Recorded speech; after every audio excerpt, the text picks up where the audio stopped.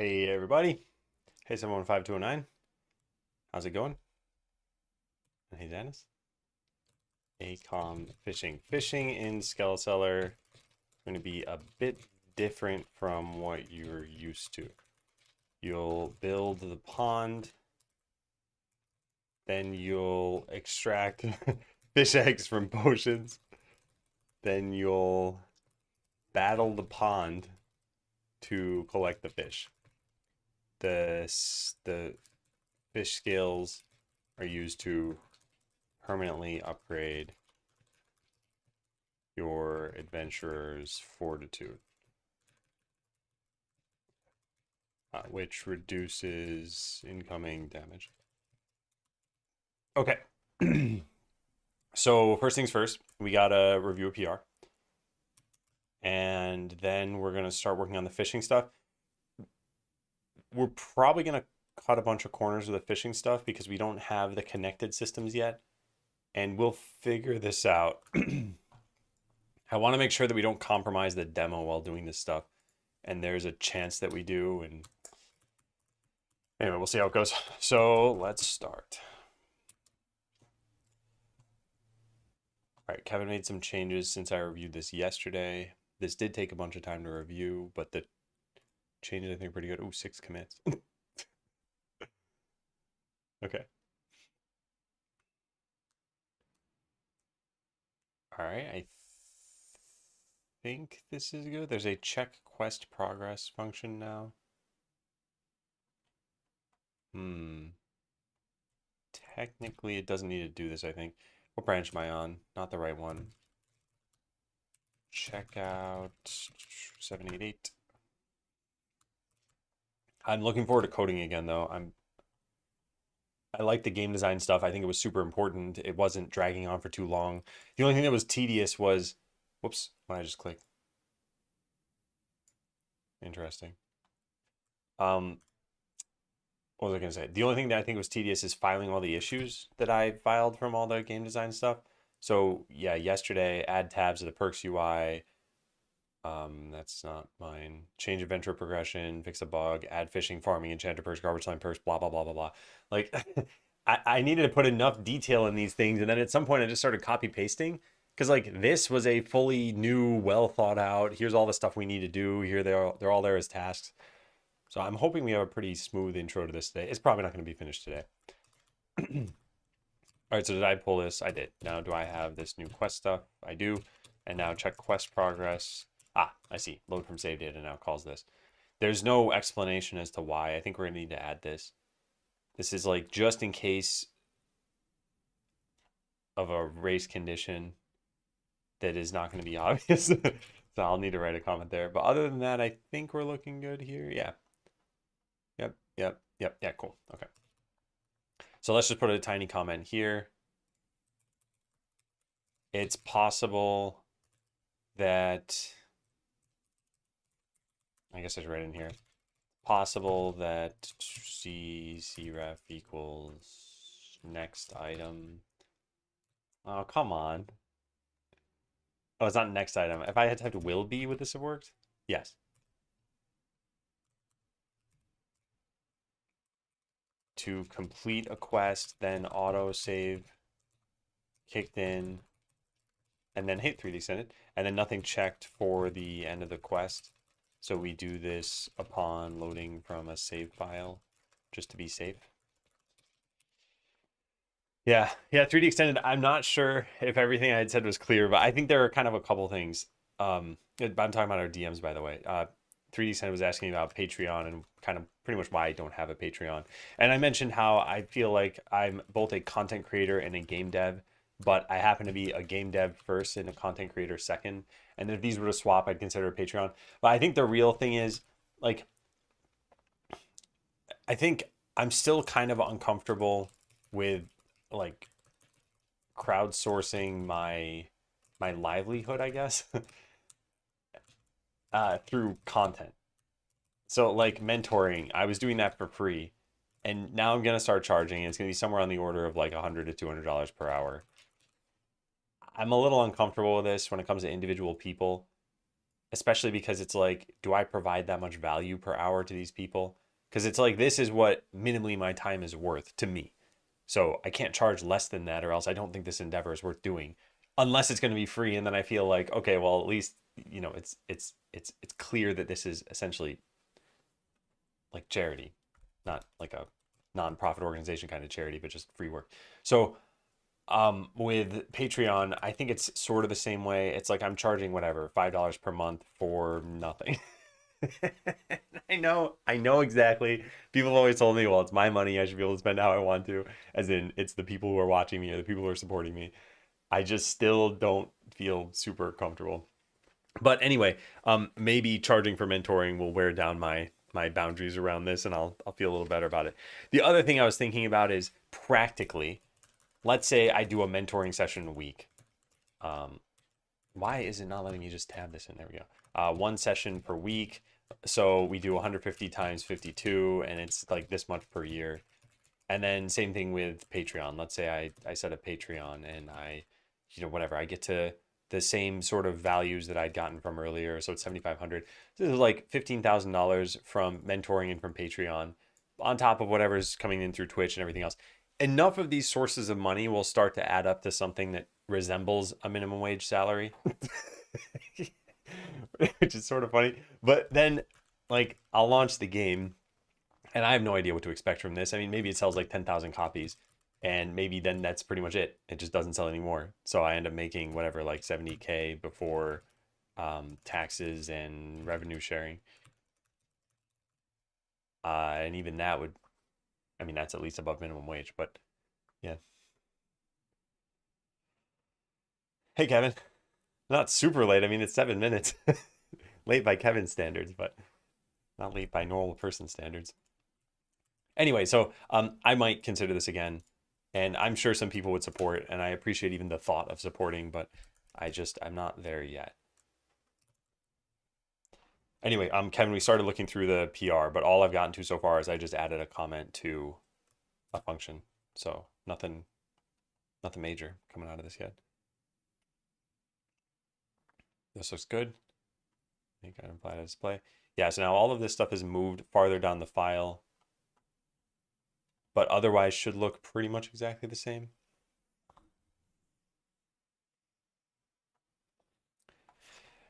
Okay, I think it's going to be too hard to look at this here, so let's look at it just inside the file. Make item fly to display. Here it is. This will create the effect of the item flying in the display. It does it by rendering two items, one in the display and a different one that gets animated, the fake item. During the flight, we mark the actual item as held for two reasons. First, to show the destination of the in-flight item, making it show faded, and second, to make sure the display is considered occupied, but not interactable. Yeah. I do the hotspot. I see. Hey, War Eagle. How's it going?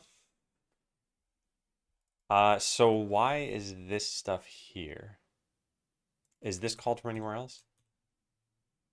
No. Let me think about this for a sec. Item was picked up. Turn off collision. Drop off item. I wonder if that was there originally. Let's look at that. Item display.cs. So drop off item. Wait, that's not even the function, is it? Oh, it is. It was just set item.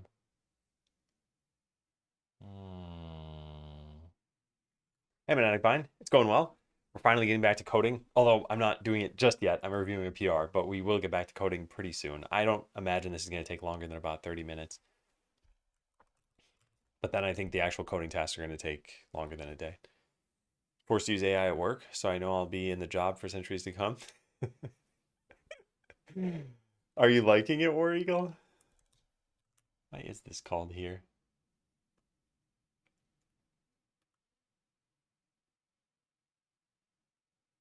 It's to turn off collision, presumably. Because I don't think the stop flashing thing would matter. Huh. But then we must turn on collision again in here somewhere, right? I like to have a secure job, yes. What I mean is, do you like the actual AI component? If there was no concept of having to keep your job, do you like the actual AI work? Hey, Everett, I think I messed that up. That shouldn't be needed since the item should have collision turned off already. Okay. Yeah, because I was gonna say I don't think this makes sense, and we don't ever turn it back on, which I guess we wouldn't turn it back on because it's in an item display. But we should probably make certain that that's actually the case, right? Drop off item is something like player held item. This calls item was picked up. That's also interesting. Click the item destination player held item. Take a look at this. Oh, Copilot is now free for a certain number of uses per day. So if you, well, through VS Code at least. So if you get VS Code, I don't know exactly what you're allowed. Announcing a free GitHub Copilot. What does it say? How much do you get? I don't. Oh, here it is. 2,000. Oh, never mind. It's not per day. 2,000 code completions per month. That's about 80 per working day, which is a lot. They say that's a lot. I don't know if that's a lot. Is that how do I wish you could see how many am I using, for example, because I do not have to think about this.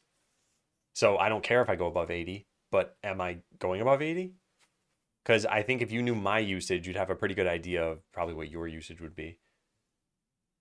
But I don't know where you see this. I definitely blew through that. Yeah. Well, and it depends on how fast you did too, right? If like in a 30-day month, it took you, let's say, 26 days, that's not too bad. But if you blew through it in like 1.5 days, then yeah, it's not usable at all. It's a lot if you only write 80 lines of code per day. Yeah. It's abysmal. It works for generating error message and sorting text. Yeah, yeah. I will say this. I do like it for completing a line of code. And I think it saves me enough time just doing that where I think it's a valuable feature. But I don't tend to trust it for pretty much anything more. Also, does it only count if you press tab? I'm not sure. I guess if it did only count that, then you could snapshot the code it's telling you to add and then type it out yourself and get around the free tier thing. Oh, that would be really tedious. Yeah, so I don't know how much this is or what that works out to or how much I'm using, but at least there is a free tier. I think that's nice because there are probably a lot of people who are like, okay, let me try it for a coding session and just see what it does. And that's their trial period, I guess. And if you try it right at the brink of 2 months, then I guess you can use it for longer. And then not again for like 20 something days. Okay, so this is here. Was this always here? This is in clicked item destination. Yes, it was. Which is interesting because we never wrote down why it was there. I guess because I'm not sure. But anyway, that's one case where a drop-off item can be called. Where else can drop-off item be called? That's not a call. That is a call we just looked at. That's a definition. Shop. But this would have had to be its own drop-off item call. So then we have storeroom, which again, that's fine. And then this. What is this? Reach target. This would have already had collision turn off too. Yeah, I think we can get rid of this.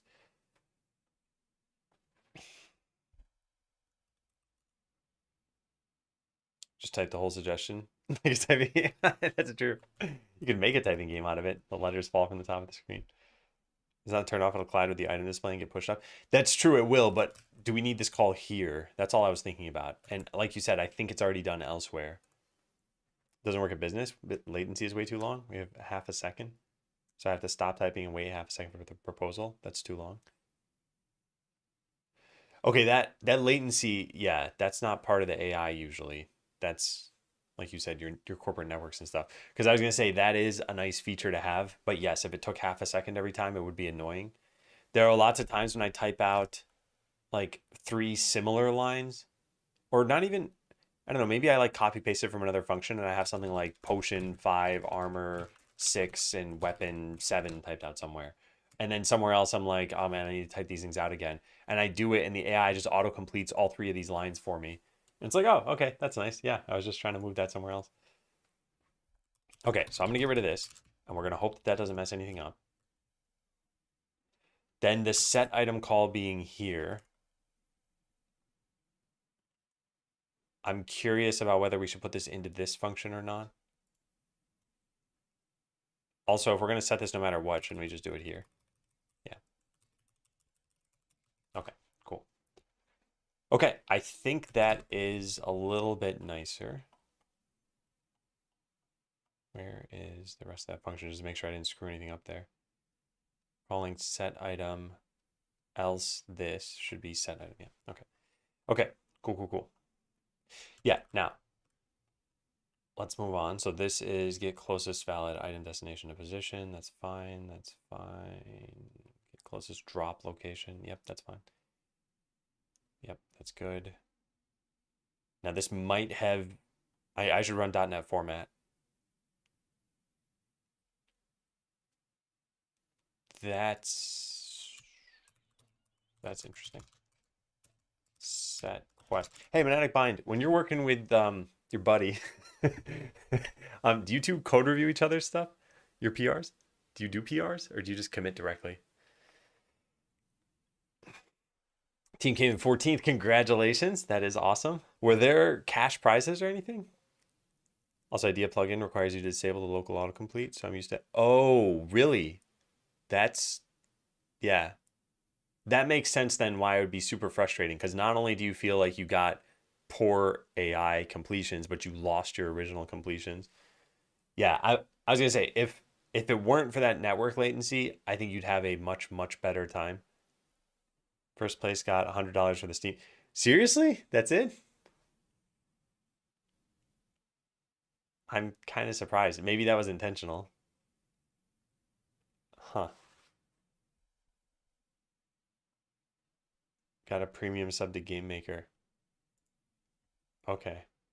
Well, yeah. Anyway, I I guess as long as everyone knows going into it, and there don't need to be prizes. It just feels like, oh, might as well throw, $1,000 to the winner and 500 to the second place person or something. All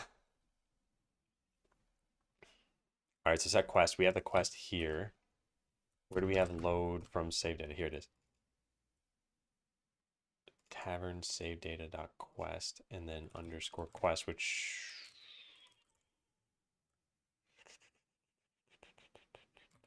yeah, okay. I think that's fine. I'm kind of curious about how this would work. Kevin, did you test if you have a completed quest in the save file and then load, does it properly complete it?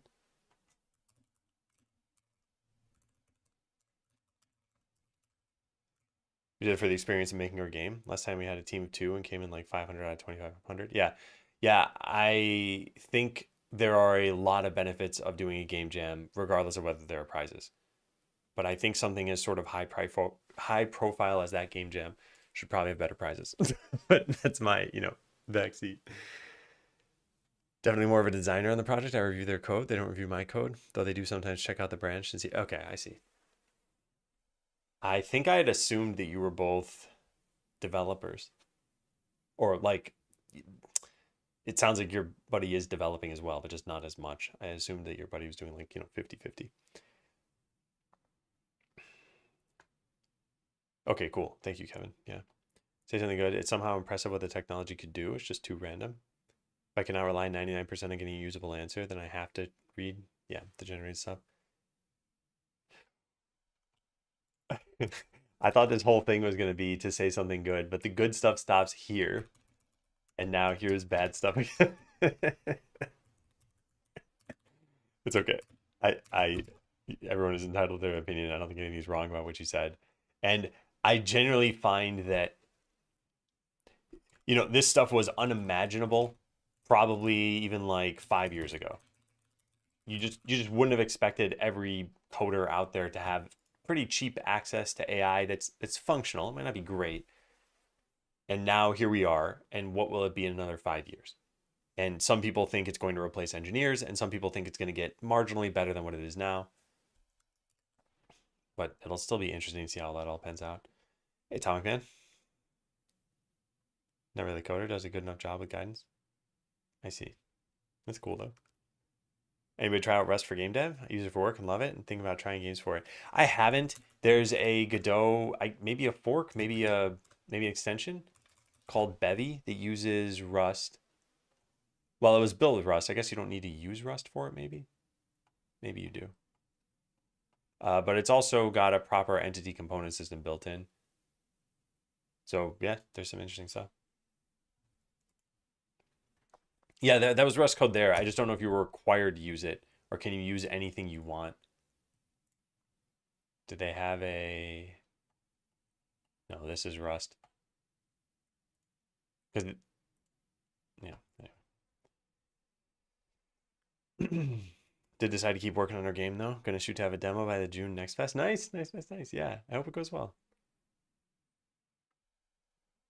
Promise of marketing gives. The goal is just unrealistic. If they'd market it as code completion to be more realistic. Yeah, although they are trying to do more, and I think for some people it does work as more. I think the problem is if you're a professional coder, then the AI code will seem bad.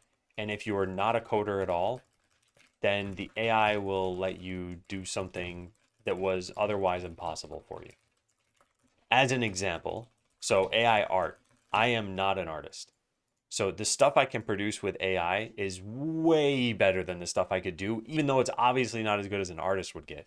So for me, it's like I have a tool now that I could never have imagined. And it would have taken me, what, at least a year of pretty dedicated work to get decent at art. And even then, let's say I were a professional, I'm the best artist in the world. You can't make art as fast as an AI can. Then it takes you like a day to make a solid drawing. So I think from that point of view, if you're not a coder and you were just like, well, I have a game idea, but I literally I just can't do anything about it unless I learn how to code, and that's going to take me too long, or I find it frustrating, or whatever the reason may be, then this is now a like step function better than what you could have done. So yeah, I think for professional coders, it's still going to seem like it's a step down. Hey Tessie, welcome in. I don't use AI at work for like database syntax. Oh yeah, that's another thing that I think this is good for. If I'm ever writing like shell scripts, man, I have written so many shell scripts over the years, and I've used Bash and I've used Z Shell, and I've also used all the Windows stuff like the batch files, and I don't remember all the best practices at any time I've ever written a shell script in my life, pretty much. It's like in Z shell, how do you compare two numbers? How do you check if a flag is Boolean? It's not like, oh, if condition. It's some like dash Z to see if something's said, and quotation marks and square brackets and stuff. And I don't remember any of that. So for syntax, it is fantastic because even if it gives you the wrong code, you're like, oh, I can tell logic errors. I can't tell syntax errors. So that's pretty nice. Different view on maintainability and error handling. Yes, exactly. Learning GDScript from a zero baseline to try to make a game. I think that's good. Yeah, and I think GDScript is a good route to pursue it from. I like Godot. All right, so we're going to check this in. I'm going to say add a comment that goes to just this file. And then this one is slightly refactor a function. Removed an unnecessary call to item was pick the pup. Kevin said this was unintentional. Oh my God, I can't type. I also reordered some code to remove duplication. Okay. All right, now let's test this. So I don't think maybe I showed this briefly the other day, but originally in Skeleseller, when you would move an item, you drag an item to a location and you drop it, and it just instantaneously moves it to the thing, and that was it. Now we have animations, and the animations aren't really obvious if you're just doing exactly what I described. So sorry, let me turn that off. I don't want the sounds on. All right. So let's say you drag an item to the slime here. It looks practically like there's no difference. You can see it moving a little bit, but where it really shines is when you move an item to a drop zone. So for example, if I drop this here, watch what happens. And it flies smoothly to the target. So now when you're dropping from kind of far away, you can still tell where did this thing go or what happened to it. And workers technically also use this too, although it's pretty subtle. If you watch the skeleton moving this helmet over here, you can see it moved over over the course of like, 0.2 seconds or something, but still, I think it looks nice. So if we just make a bunch of these things, let's do this and this, and then just watch them go to the shops. you'll see the animations. Yeah. So you can see him like smoothly landing there. And I think this looks really nice. There are lots of things that this also enables us to do in the future, like animate items going into the warehouse, animating customers buying them. I don't think customers animate them. I don't think they need to either, really. Yeah, they just purchase them. But we could always change that in the future. Hey, Batman. Yeah, the visuals have gotten a lot better. And there's a lot of nice little touches too. Like if you click the slime, we now have a slime panel for just the slime. Like we made a special UI for just that. And when you drag an item over the slime, the same thing happens. Like you see that slime panel at the top saying feed item to slime. So stuff like that looks pretty good. Not sure about the ghost of the item showing before they place it though. I think it's good to know that something is about to be there, but I think it's more important for when you place the item so that you know where this thing went. We could hide that completely. Yeah, we could hide it completely. I think it'd be okay. In fact, maybe we should test that at some point. Because all it would be is if an item is animating toward its destination, we could just hide the item on the display. I'll write this down.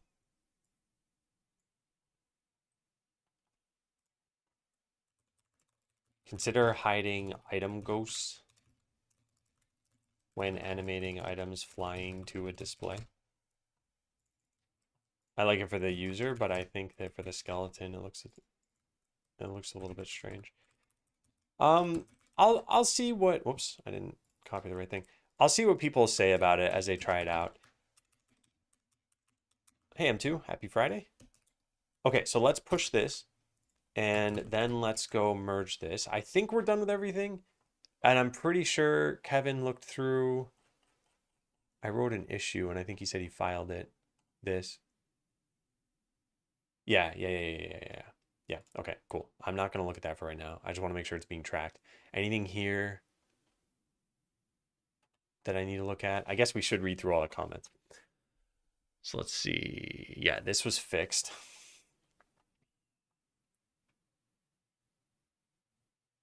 Okay. I read through these already, I think last night. Well, wait, is that possible? Yes, 17 hours ago could have been that I read it last night. All right, looks good. Totally fine. Yep. Yep, that was added. What is this one about? Oh, yeah. This was done. Okay, cool. So I think everything is good. Pretzel. There's no fishing level. Well, I guess there will be perks to upgrade it. All right, how do I mark that this is reviewed now? I never know how to do this. Add your review. Review changes, approve. Did that work? That worked. Okay, cool. All right, this looks great, and thanks for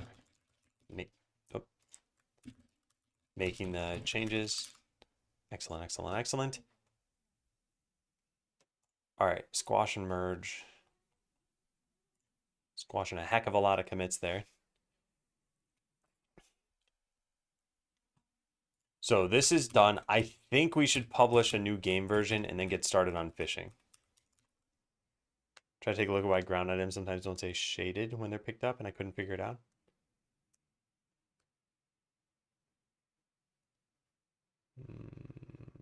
Not totally sure what you mean. So I put some items on the ground. Oh, I see. Oh, it's because, okay, so I do this, and then I click the item, and it shows again. That's at least the repro. Oh, I see. It must be with like mouse out happening. Yeah, we should probably fix that. I don't even know if we have an issue filed for that. Yeah. File issue on this. Drag item on. Dragging an item on the ground makes it show as a shadow on the ground. Clicking an item on the ground makes it show as the fully opaque image. Okay, I think we should publish a new version. Let's go back to main. And let's just make sure nothing looks weird here. Actually, we can do it through the exported build. So let's export. Where's my export thing? Here it is. Export. Export. I don't know why my typing is so bad today.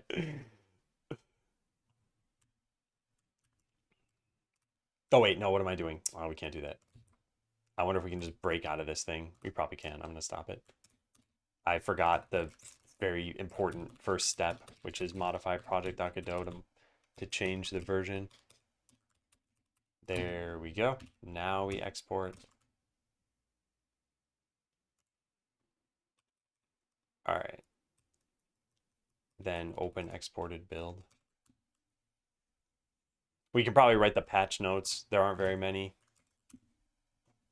Let's go find them. Really need to write a tool to do this. Yeah, the last version was here. So we fixed a bug and we apparently stopped this. I'm not sure this is going to work. But yeah, so there are only 3 things. Fix bug with fleeing. Stop customers preferring potion shop and animate items flying to their destinations.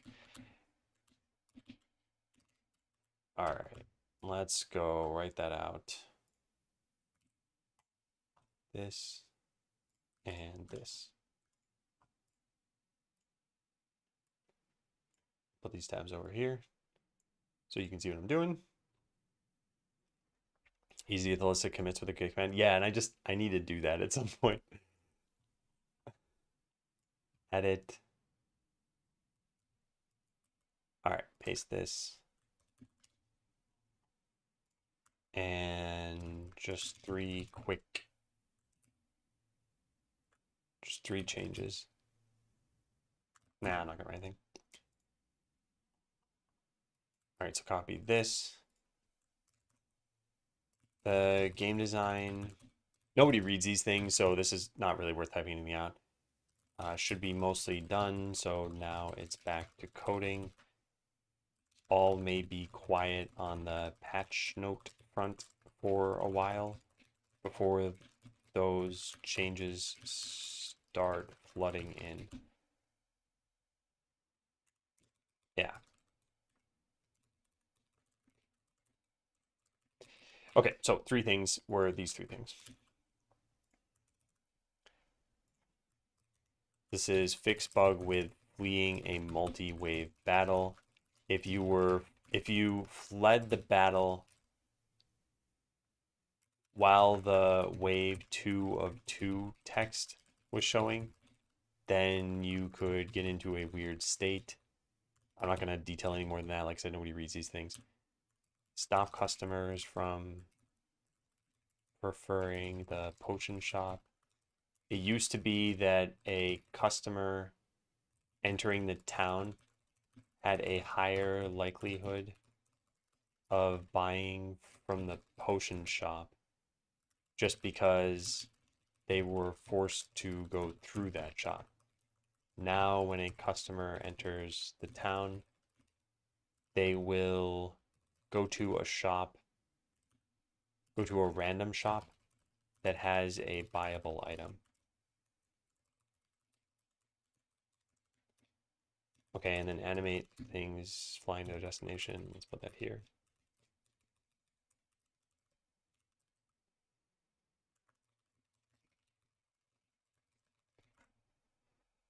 What do we say for this? This should feel much more satisfying when dragging items around. I'm just gonna leave it at that.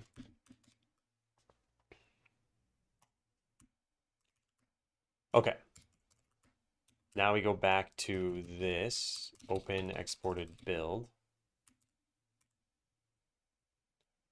So this is gonna launch the version we just exported. And the way we'll know that it works is because we see the right version number there. Good. I guess let's make a new game. And I'll just click through some of this stuff really quickly. I just like making sure nothing's like totally broken or we left some debug feature in the game. I mean, so far everything looks fine. There's no way to cheat at this version, so I can't speed it up or anything. I'll just let that run.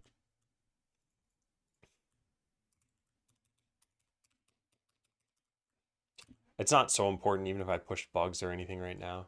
Oh, I gotta check the wish list count. You go back to battle, you make this thing. Oh, and then I drag this over here. Nice, yeah, cool, okay, yeah. I think everything's good. You have an adventure, a shop, and some customers. Keep battling, selling, and building to grow Skeleton.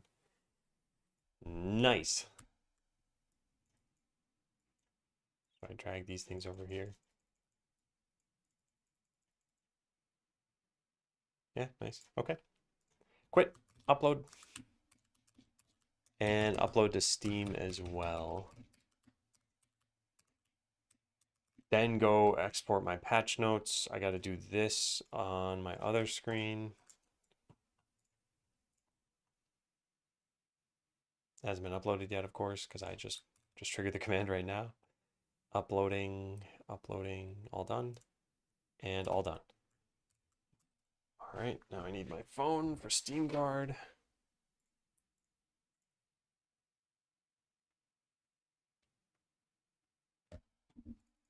Comment 0.6.9 animated items set build live. Okay. Give me a sec. This won't take too much longer. I just want to make sure this is up and running. Confirm. Okay. All right, and then we go over to itch. I guess we publish this event as well. Publish, publish, publish.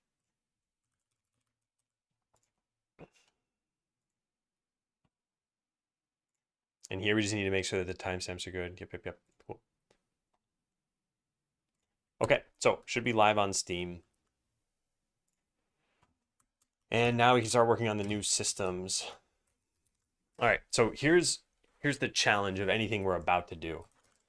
We have a solid demo so far.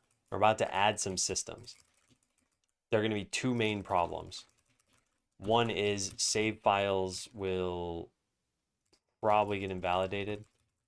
And two is progression is going to change greatly. So the save file thing I don't really care about. We're just going to ignore that because it's a demo. I don't care if your save file carries over or not. But the progression changing means that, let's say we add fishing in. Yeah, let's say we add fishing in. Fishing is going to be the way you get fortitude. Although currently, I guess, oh yeah, currently there's leveling up. Yeah, we're going to like delete leveling up.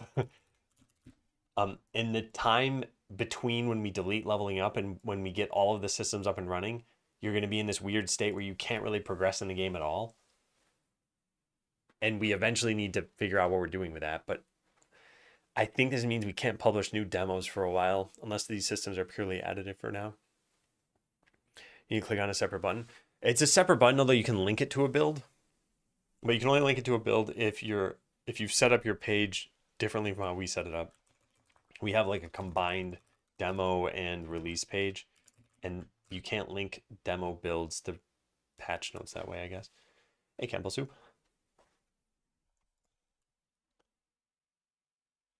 Oh, I should say bump game version to 0.6.9. Yep. Yeah, so I think we just make fishing for right now, and it just grants you skills, but skills don't do anything. So, well, there aren't going to be perks either. Oh man. I think I've got to add in some like a tabbed perk system, but it's not going to look good. So right now you only have town perks. There's the town hall, and there are only 9 of these. But what I want is I want there to be tabs at the top of this where you can click like town perks, fishing perks, farming perks, enchanter perks, garbage slime perks. And it's not hard to add tabs. It's not hard to do that. It's hard to make it look good with paper. I don't know what that's supposed to look like. So we're probably you're just gonna put some buttons up here anyway, and it's gonna look ugly until we don't have it look ugly.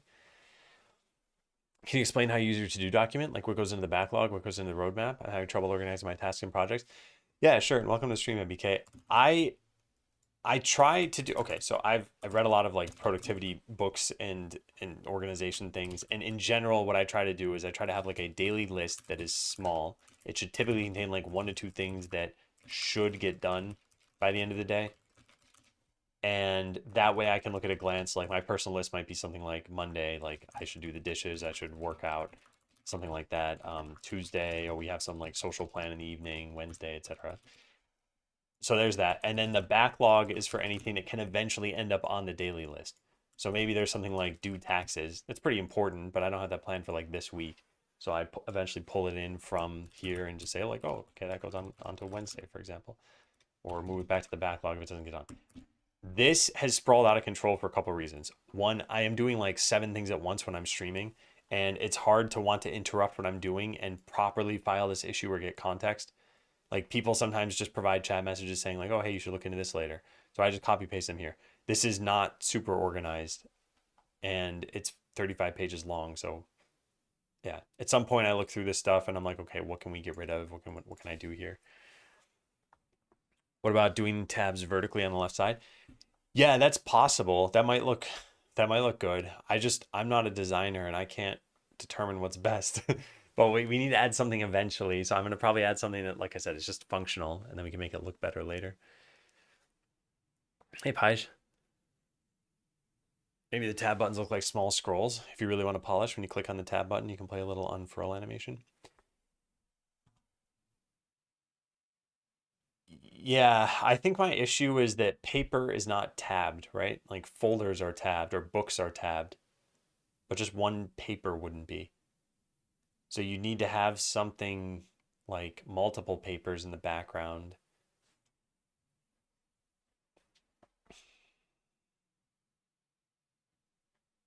Yeah. Yeah. Anyway, I think we need to do something about this. And I was thinking of asking Kevin to do this. But for now, I think let's get started with fishing. And all I'm saying is this is context to just keep in mind. We need to do something. We're going to cut a lot of corners here, and eventually we'll come back and uncut the corners. So let's go figure out where the fishing issue is. The fissue. Here it is. All right. So allow buying the fishing pond or lake. Show the sign after defeating the second boss. Okay, let's go get started on this stuff. Be like you have multiple scrolls and you're changing which one you're opening. Yeah, that I think sounds good. And I think that's what needs to be done here. There needs to be some, like I said, paper doesn't have tabs. So note, I'm not sure about the aesthetics of this. I think we would either need a stack of papers and you can see the tabs in the background, or we would need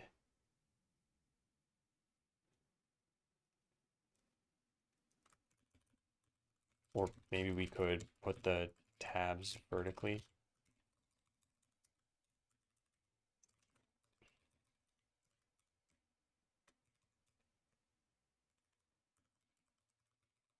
To the left of the scroll. Yeah.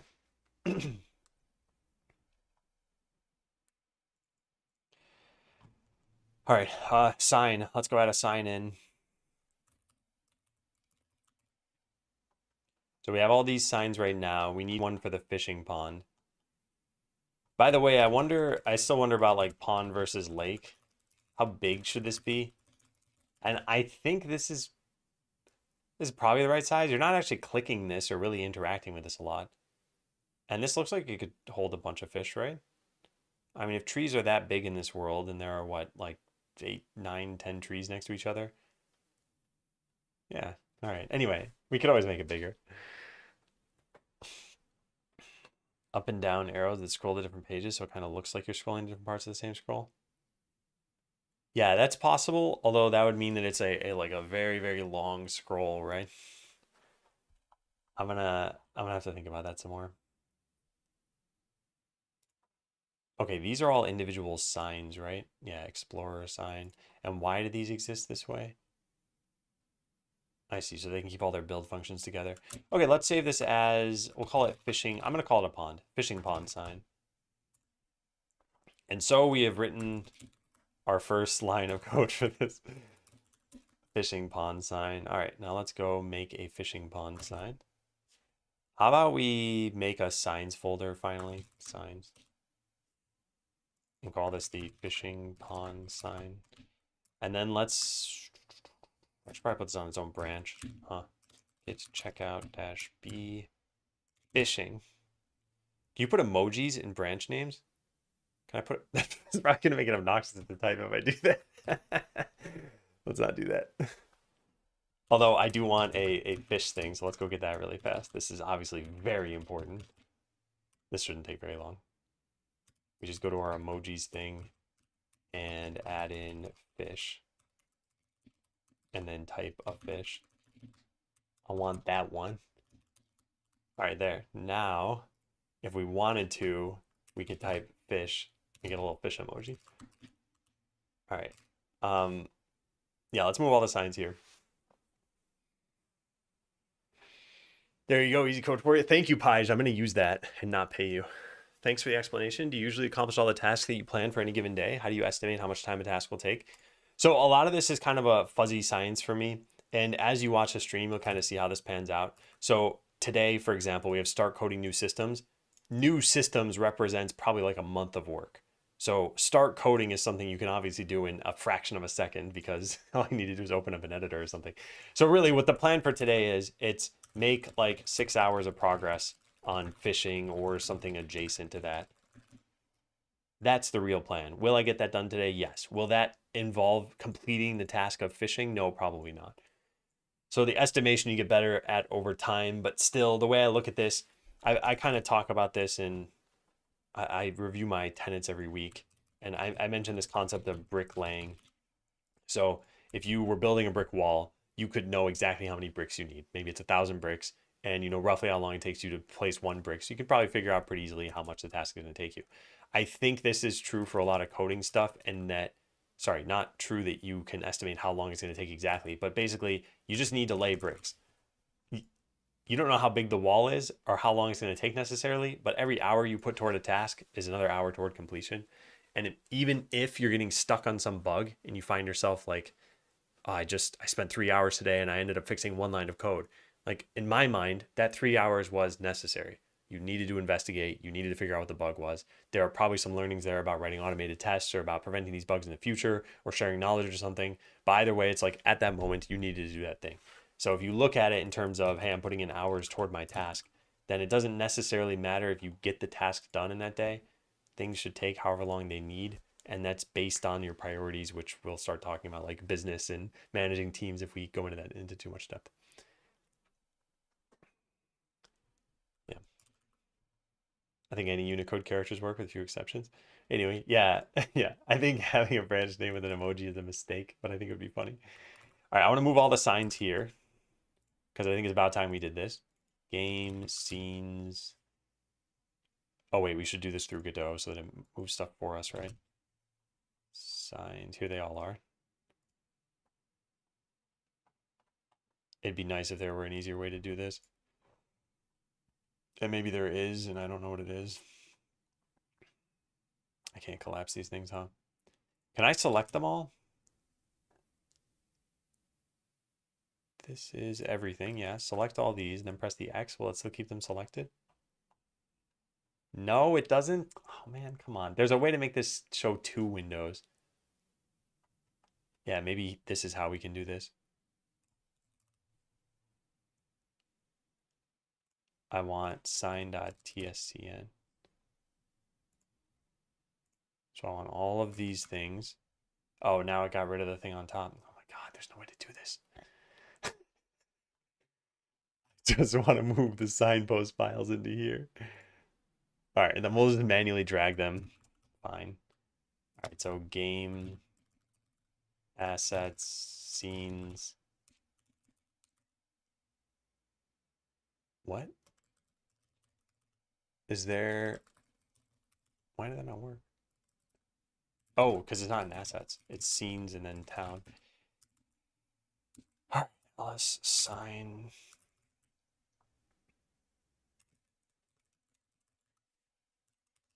What is going on right now?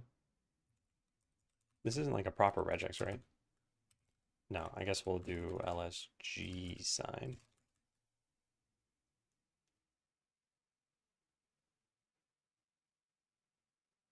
Where's the guild sign?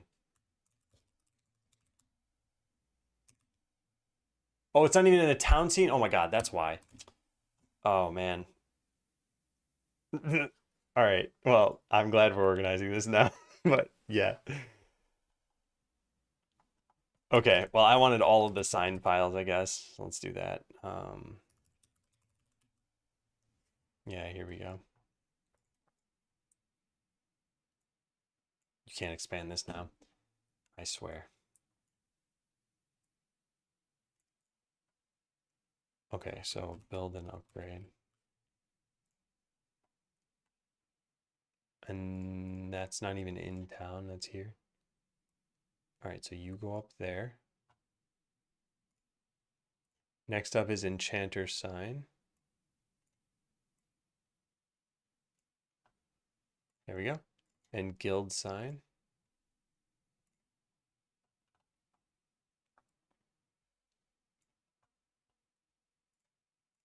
Recycler sign. Can I do it this way? I can't. Oh, maybe this will work.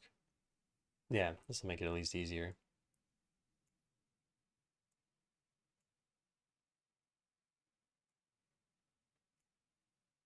God, what a terrible task. I know I can do this through my file system, and I know it would have been an easy command through that. The problem is that Godot will rename some stuff for me if I do this way. And I don't want to mess up UIDs or anything. Shop. Signpost. Can I select multiple things here at least?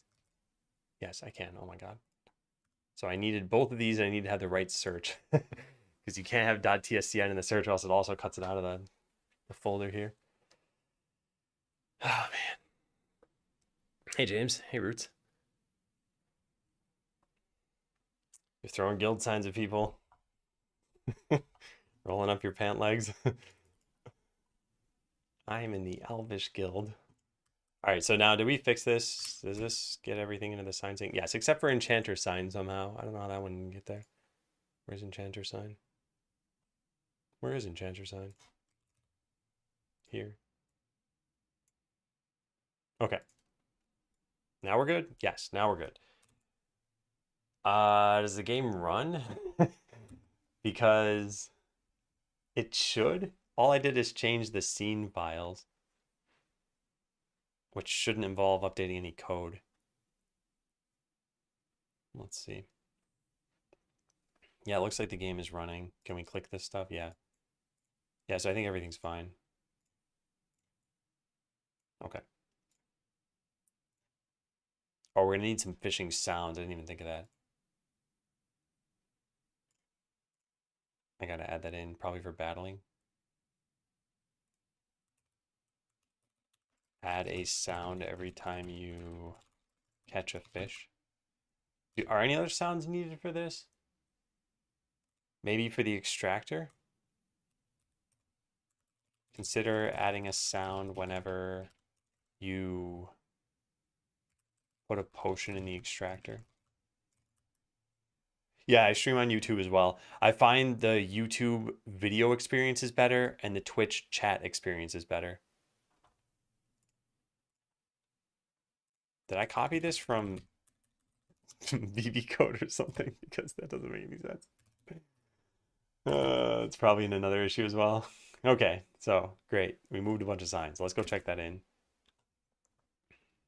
We don't need the fishing pond sign yet. So check in all of this stuff and then remove the fishing pond sign. Yeah. Move all sign scenes to their own folder. I didn't move any code files. Right, and none of this stuff should be... See, this is why I did this through Godot, because it changes these paths too.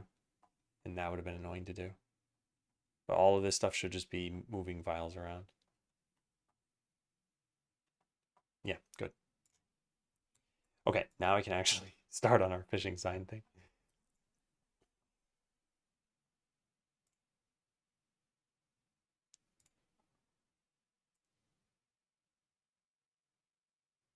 There. All right, instantiate in a new sign, the fishing sign, and put this, actually delete that. Let's name it the right thing, fishing pond sign.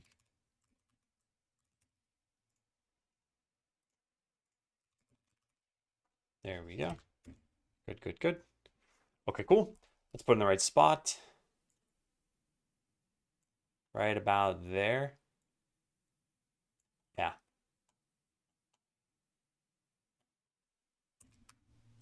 Okay, now we'll get this.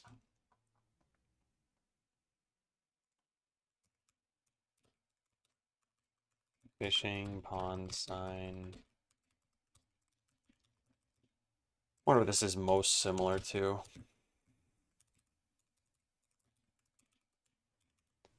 Make sure to tile line int. Yeah, I'm gonna do that when we get to building the pond. The sign's floating above water because the water is not going to exist eventually, but it does for now. It's going to be you, I guess, excavate the land or something and like fill it yourself. Put in some above ground pool. Show enchanter sign, show all remaining signs. Load from save data, show signs after beating the first boss. Okay. And reflect current building status. I don't think we need that for this. Show explorer sign. Okay, let's put this here. Show fishing pond sign. If town.fishing pond is null, fade in the sign. Sounds good. Anything else here?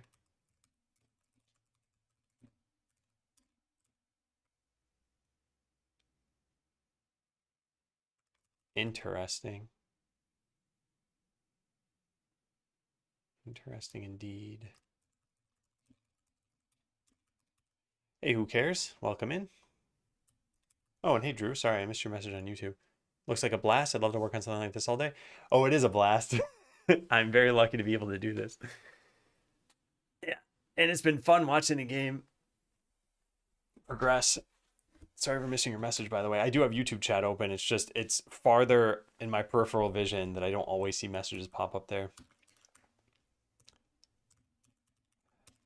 All right, town now needs a fishing pond, which we don't have yet.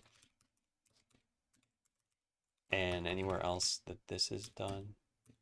Create enchanter den. All this stuff about saving. Yeah, we need to do something like this. Steam chat I don't have open. There's almost never anyone typing in there. I don't know if it shows the history of Steam chat. I think it does. Yeah, there's been no messages. Also, it looks like there are viewers on Steam, but some people just have this automatically show up on their page. So it says 2 viewers right now. There are probably not 2 viewers right now. Probably just people who have it loaded and aren't watching it or can't even hear me talk. Oh, wow. Thanks. Yeah, I definitely saw this. Who cares? I mean, this is bright yellow. I appreciate the $10. Thank you, thank you, thank you. Twitch has better chat experience, ignores YouTube chat. Yeah, but even if I didn't ignore it, YouTube has a bunch of weird limitations, like a 200 character limit. There's no quick commands because of the whole YouTube quota, the API quota thing. A lot of little things going on there. All right, I'm gonna just save the Enchanter's Den as the fishing pond.cs, and we're gonna rename this the fishing pond. But then we're not gonna do anything with this. We're just gonna delete everything from in here. That way this class exists and we can save it in the town. But yeah, we don't need to do anything else. Okay, so this is going to be build fishing pond. Fishing pond allows you to catch fish to permanently raise your adventurer's fortitude. Fishing pond. Okay. All right, now we need a cost for this. Fishing pond cost. I don't know. I'm not going to come up with what this is right now. We'll just set it to 25. I put no thought into that. Town true. What is the true for? Can close. Yes, good. Fade in. This shouldn't be here. It should be in signpost. Why is this here?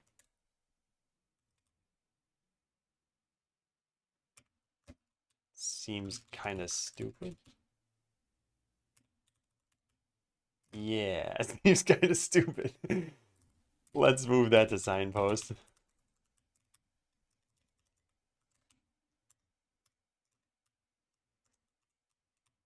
Yeah. Hey, Atomic Man. In fact, we could just search for this, right? So this existed on the Explorer sign, on the Recycler sign. Yeah. I don't even think fading this in is all that important. Because who's going to notice it? But it is possible that you notice it, and it shouldn't be duplicated all over the place. Next, we are now using this in a bunch of places where we probably don't need to be using it. You know what we could do? We could search this for sign.cs and then only find these, which are probably the issues. I could also just run .NET format. I love complicating things. Yeah, there are only like 4 of these, so I'll just do it this way. I think this is fine. Plus, they might actually be needed. The more I think about this, the more I think this was dumb. But it's going to cost me another like 20 seconds, and then we're just done with it. And that should be that. Yeah. Now there should be none of these anymore. Sign.cs. Cool. Good.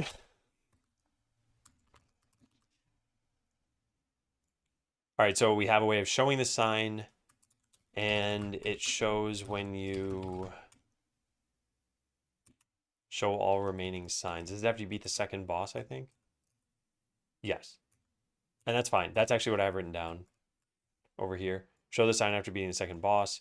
Make sure show all signs shows this. Okay, let's go test that out. And then what else is here? Show it on the town map. Hovering over the pond to show you how many fish you have. We already greeted each other earlier. Yeah, I was greeting you on YouTube this time. All right, something's broken. Unable to cast Explorer sign to fishing sign.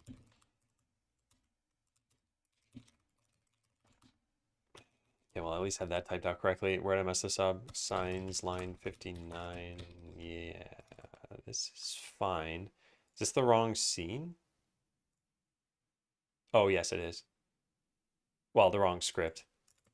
Fishing pond sign. Put this over here. You've been found out. There is no escaping. All right, yeah, that worked. All right, so there's the fishing pond. We click it. Oh, wait, what does it say? Build the fishing. Why is that lowercase? Oh, that's lowercase. Okay, found an issue. Fishing pond allows you to catch fish to permanently raise your adventurer's fortitude. What does the tavern say? Offers quests which reward permanent stat increases. This is gonna have to change at some point anyway. But yeah, this looks good for now. Put it on a life preserver. The water won't exist. So this is gonna look just like this. And then when you build it, it's going to put the water there.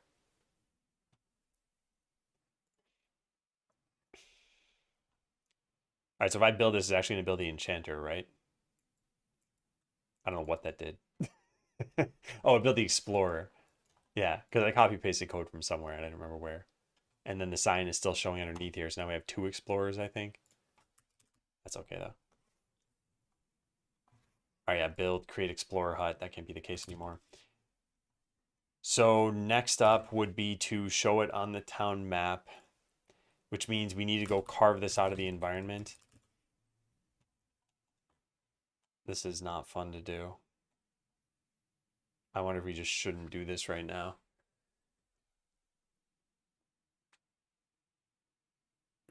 We just have to copy all of the layers here. The difficult part is getting it to mesh well with what's already there in the world. And the only place we've done this so far is the town hall. So the town hall, if there were no sign here, nothing would look unusual about this spot. There's still some trees. There's still some special looking rocks and bushes and whatever. But when you do build this, it puts a nicer little layer on top of this and doesn't like partially wipe out a tree or something. So this is the kind of thing we need for the fishing pond, but the fishing pond is surrounded by trees and it's just going to be a little tougher to figure out how to get this to look good. And I don't think that's an important task for right now. So yeah, I think we should probably skip that for now. Yeah, yeah, I think so. Hmm. Just everything trees where the pool goes. I mean, yeah, uh, we can set this up and everything. It's just we also need the ground tiles to align. I don't think it's worth doing for right now.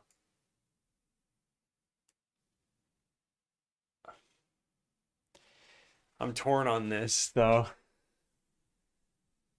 Or a crater already, and you just fill it with water. There'd be a bridge going to nothing.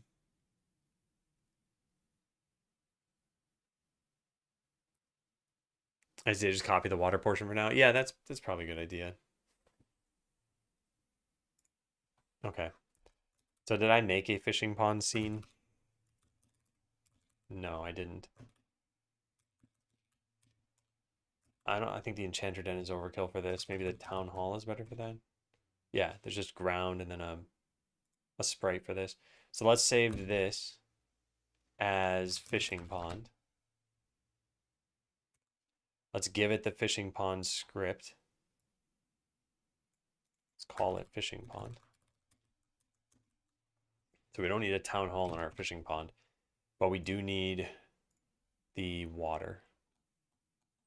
So let's get, where's the water? What layer is it even on? Oh, there it is. Oh, interesting. It's got a border around it. That border's not visible though because it's covered by other stuff. Let me take a picture of this so I don't forget what this looks like. Because we might break this in a sec. Hey Corax, I suggest a beaver NPC who builds all the town buildings and there's a little stream. He builds a dam to make the pond. I like the idea of a beaver NPC, but we're probably not going to do that. These are things where I think if the game were in development for an extra year and we were like, okay, well, we got time and we've got some resources to make these things, I think then we could polish things like that. That's a hot pink you have for your editor. Yeah, I have it use the OS theme. So if I highlight files in Finder, it's using pink. So I just set it to use that. And I like it. I think it looks nice.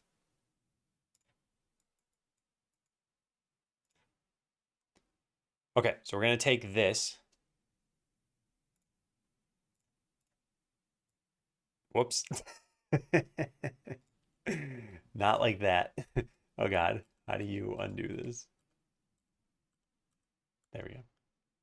Okay, let's try that again. Okay, so I have this on my clipboard, but I don't think it's going to work across scenes, will it? Nope. I wonder how you do this then. I guess we could just draw this again. Can I copy this somehow? I don't know how you do that. Yeah, I don't see a way of doing that here. Well, that's too bad. All right, well, anyway, animated terrain.png. We can just make this again. It should be pretty simple within this, right? Isn't there a terrain that we're using? Water, sand, water, grass. How do we find out what this is? Is it highlighted over here? No, that's too bad. Extract to scene? I could extract this to a scene. I could actually also just copy this entire thing, I guess. We could just put this over here. Yeah, and then just find the lake. Yeah, okay, that works. Eratosis Gamer. Copy it to a new layer. Copy that layer to another scene. Yeah, I can do this. We can call this ground, and then we can just get rid of everything else that's here. All right. Erase. Can you erase rectangles? What's going on? Why is it not erasing anything? Ah, there we go.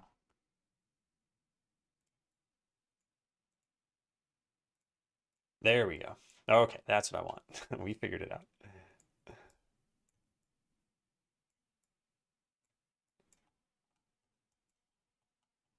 All right, we probably could have just hit the paint tool there. Yeah, there we go. I don't even think we need this border around this. And now I want all of this to be up there so that we can use this tool for.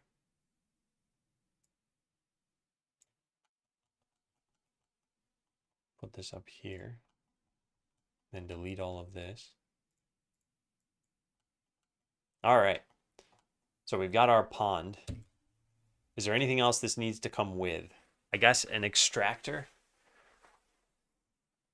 We don't have the extractor yet, so I guess we just stick with this for right now.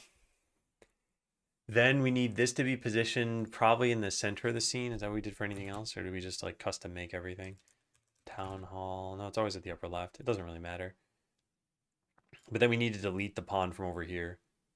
And I'm just going to make this look okay for right now. We're not going to do anything too crazy here. So let's select this. And then wipe out this entire thing. Let's open this up in the scene.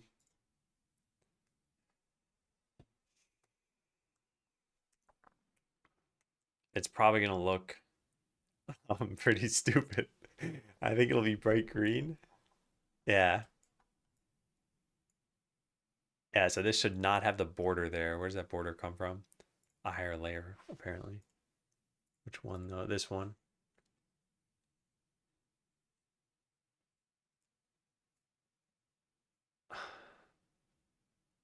Oh, and it's even under the bridge.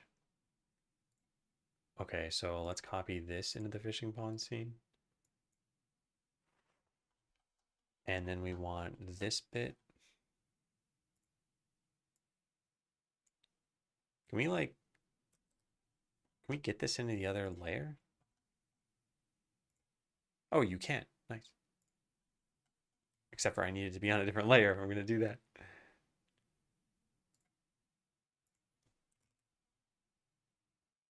There.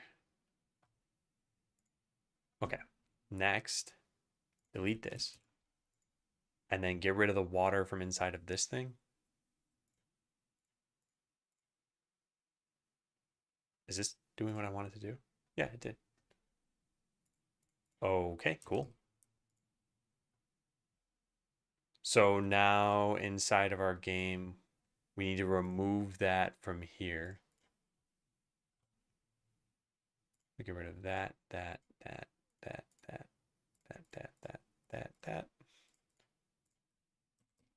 Okay, we're making progress. All right, good. So we got rid of the border entirely. And now probably also get rid of the bridge. The bridge should only be there once we have the pond. So that's coming from here.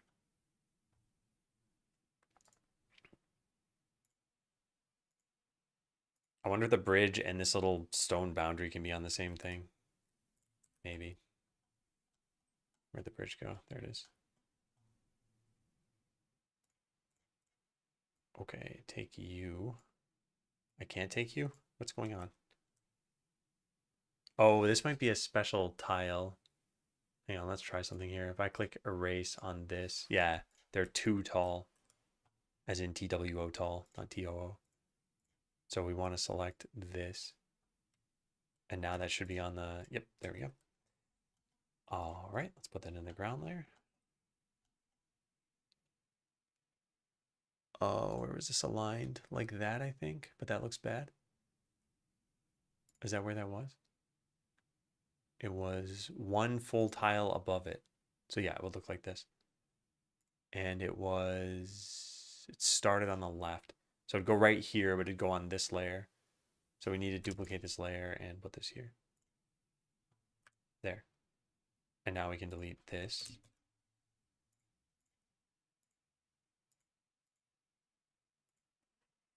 Now, what would cause that to show up that way? because that doesn't happen here. Oh, you know what's probably doing this? I probably need to close the other tabs. No, every once in a while, that's actually the problem. I was going to say there could be some Z indexing thing going on here. Oh, wait, no, what is causing this? If I hide all of these, oh, it's on this layer. Okay. Oh, right, because there can be a tile beneath it because that was TWO tall. Okay, well then we can get rid of that.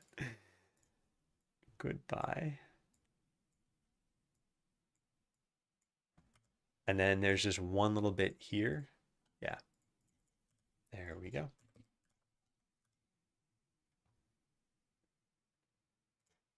All right, what are we looking at now? We got to delete the bridge from the old scene. Town, no environment. All right, the bridge came from here. So say goodbye to your precious bridge. Okay. Now here's what we have. So what we'd have to do is we'd have to fill this in with something that looks not like just blank green area.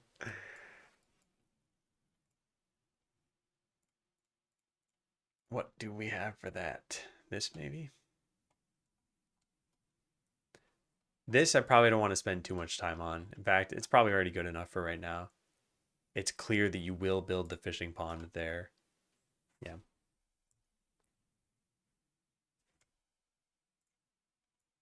Yeah. Like, I know this is ugly, but I think I'll leave it like that for now. Okay, so now you got to be able to build it. Build town hall is pretty similar. I don't want these functions here, and I want to get these out at some point, but for now, create fishing pond. So fishing pond is instantiate the fishing pond.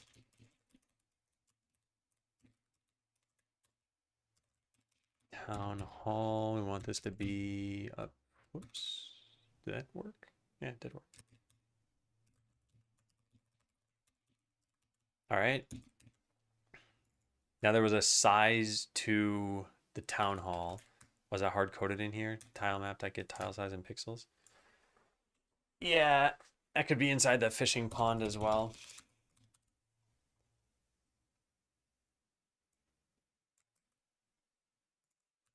That's all we're gonna have for now.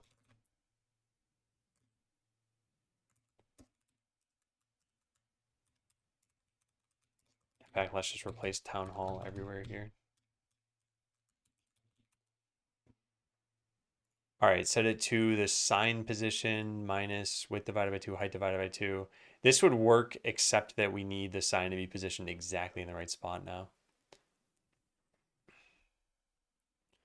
Would you rather have a building functions class?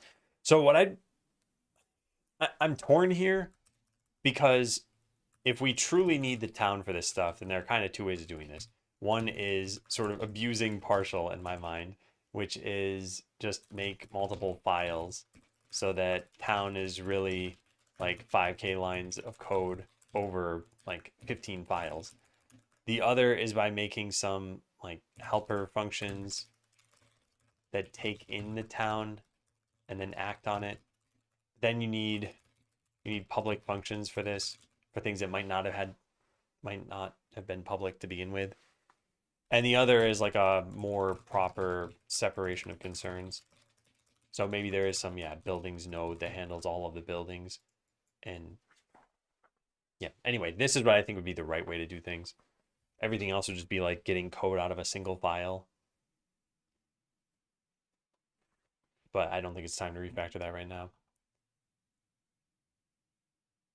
Just call it abusing. Why? It'd be similar to having extensions in my mind.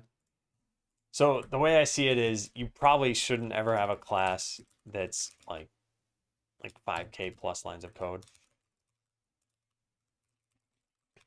Maybe it makes sense in some cases. Godot itself even does this for some of their classes, but it just feels wrong to me. And if you're going to have a class that long, then splitting over multiple files feels a little weird. But yeah, maybe it's not an abuse of it. I'd have to look into this some more and see. It does make me feel that a class has too much state if we're doing that. And then we should delegate some of those responsibilities to other intermediate classes. But for now, I'm doing nothing. All right. How did we do this for the town sign? Let's go find out. Where are the signs? Here they are. All right. So town. Where's town hall? There. 744, 432. Are both of these divisible by 16? This is with half as a remainder. So I think we need that same structure over here, but we need to know what the width of this thing is. And even then, the fishing pond has a bridge that goes off to the left, and we wouldn't want to consider that as part of the width.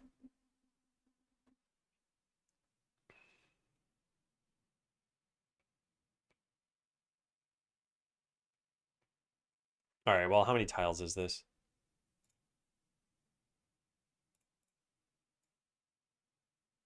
16.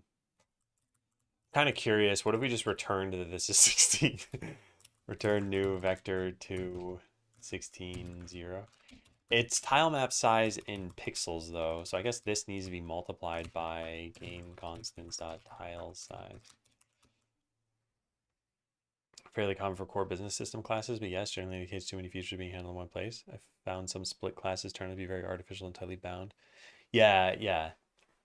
I agree with what you're saying, Godik. And I think that's the case that makes me think like we haven't really split anything. We've just changed how many files are storing these things. But yes, what RM Cubic suggested is the actual best solution. Just stop at 4,999 lines. And every time you would have added a new line, just keep putting it on the same line. So, you could do like a gd.print here and say hi, and then maybe like an x equals 5 here. And that way you never actually hit 5K. As long as each extension or partial file is self-contained, feels like a reasonable approach. So the way I'm thinking about it is kind of like when we had Battler, and it took care of its own health bar. And Battler was, let's say, like 700 lines of code. What we switched to was Battler and then a health bar class. And now Battler was, 500 lines of code and the 200 stuff devoted to this. And now this became more testable, more reusable. Not that we're testing it, but we do reuse it in a couple of places, I think. So that's what I'm kind of talking about. I think of it in terms of like town is doing like 14 different things. And some of that stuff could be extracted into its own individual component, like maybe handling signs or buildings or events or some other thing. Like there could be a message bus class we have here. Hey, Merkin. Some link sequences that feel that way. My auto formatter puts them on their own line, which I do think makes it clearer. As in like a 7-line statement, I mean. Shaped like what they make. Oh, cool. Yeah, this is, in my mind, what was it called? Like C Golf or something like that, where you try writing a program in a very small amount of characters. So you really have to abuse like preprocessor macros or variable names or whatever else. There was some, I've seen a lot of programs that look like this, and there was some competition for it. I don't remember what it was called. But yeah, Code Golf. Yeah, I guess that. Yeah. Hey, Tanker. I also feel like, for example, C Sharp, there's just a lot more vertical extension. Sort of excess of curly braces and new lines makes it feel longer. It does. And to be honest, I think my preferred style of coding is this style of curly brace. Oh, Mr. Awesome, thanks for subbing. Welcome. I prefer this style, and yeah, C Sharps by default is this style. And that does expand everything by one extra line. And given that it's proper, like not proper, I guess, most linters will tell you that this is a mistake. That means that you're expanding, or even this, you're expanding sometimes a single line into 4. Not really, because even in most other languages, you'd still have curly braces and you'd still do this. So you're really expanding 3 into 4. But still, that's a 33% increase for every if statement you have. And yeah, you have 10 if statements. Now you have an extra 3.3 lines. What am I talking about? No, you go up by 10 more lines.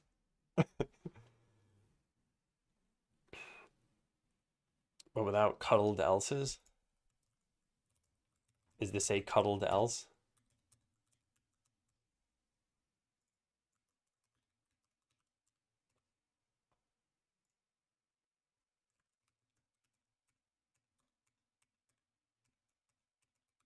Okay, well, it's not showing me just by searching through this, which I'm not going to spend a lot of time looking at that. Yeah, that's it. Okay. If you want to have a tightly cuddled else, you could do this. All right. Let's go see now. So we put this in town. So this gets the... Oh my God, what in the world kind of stupid thing is happening here? We get the width in tiles by first getting its size in pixels, dividing by the size in tiles, then multiplying it by the size in pixels again. I get why we did this because this might not be an even number of tiles, so we need to do math.floor here, but this is pretty silly. You're going to crush that poor else. It's a load-bearing else. Your whole code will collapse.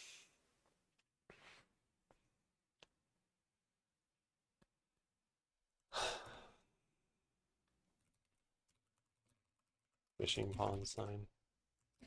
Did I break my... All right, let me write down some little things that are coming up through this. Fishing cleanup. The town... Positioning new buildings in town.cs is a little wonky. We fetch sizes in pixels, convert them to tiles, and then convert them back to pixels.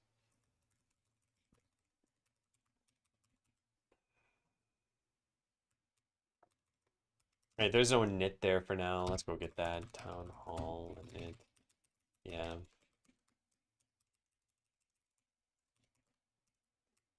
And put this up here. Good.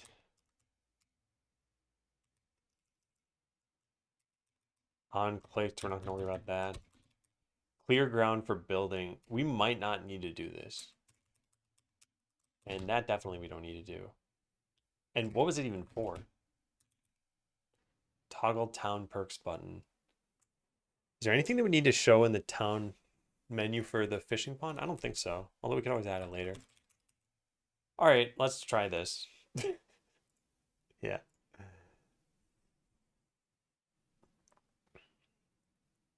So all we're hoping is that when you build the fishing pond, it looks like it's in the right spot.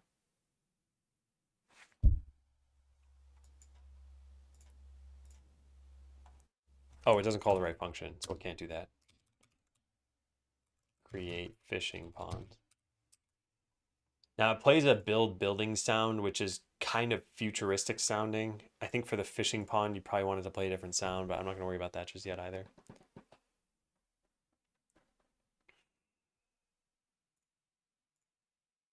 Nice. It's only off by a few tiles. Oh, because I said its height is 0. Why did I do that? It's not 0. I don't know why I wrote a 0 in there. 1, 2, 3, 4, 5, 6. Just click and drag it up.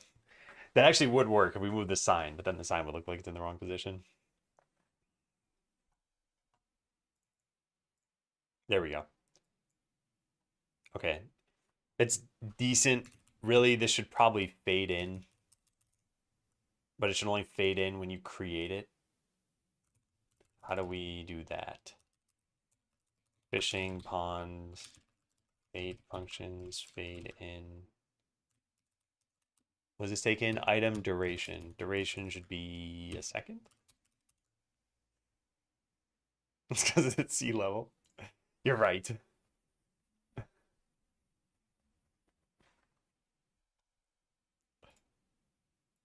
Because the smoke doesn't cover it. I want to take a picture of this, but it's gonna be really hard to take a picture in the amount of time that this goes by. Yeah, the smoke hardly covers it, but kind of. I like the fade in. So where are the smoke particles? Here, and we're creating them 0.2. How big is this compared to another building, like the tavern, for example? The tavern's smaller, and the shops are I don't have enough money. Okay, what's the size of the shop compared to this? So this is the shop size. And the fishing pond is actually slightly wider.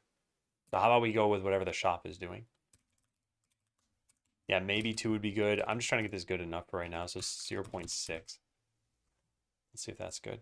Also, I like this idea of fading in the buildings. I think we probably should be doing this for all of them. Although in some cases, the smoke covers it so completely that it wouldn't matter if you faded it in. But it might for this. So let's see how this looks with the smoke now. Yeah, that's pretty good. Yeah, I like that. I think that's nice. Maybe we write this down over here too. Consider fading in other buildings, e.g. the warehouse, when building them. This can be done very easily from pound.cs. In fact, let's go try it really fast for the warehouse. Warehouse is right here. Fade function. I don't even need to type anything, right? Yeah. This is where I expect AI to know exactly what I want to do because I just did it. And sure enough, it did know that. So I didn't need to type anything. Or not very much. Because the warehouse had a problem, which is that it's huge. And when you build it, you're actually just getting the 4 slots on bottom. So now those slots fade in. It looks a little better. Yeah. Not super important by any means. Okay, so show the fishing pond on the town map. Done. Probably include an NPC for explanations. We have not done this part yet. Also, we don't have an NPC. I think I do want there to be a fisher NPC somewhere, a fisher person. And maybe we put them... I don't know where. It would actually be kind of funny if they were standing on an inner tube or something the whole time. They got pool noodles. It's a pond though, not a pool. Let's put them off to the side or something. It just needs to be a point. It's got to be like any other building that is potentially confusing. There's a character off to the side here. They're just there as a point of interaction for you to be like, how does this work? On the deck? Like here on the bridge? That's pretty good. Yeah, I like that. And as long as your characters never need to go to the pond, it's probably okay. We can edit this. Maybe put them on the pier. What else?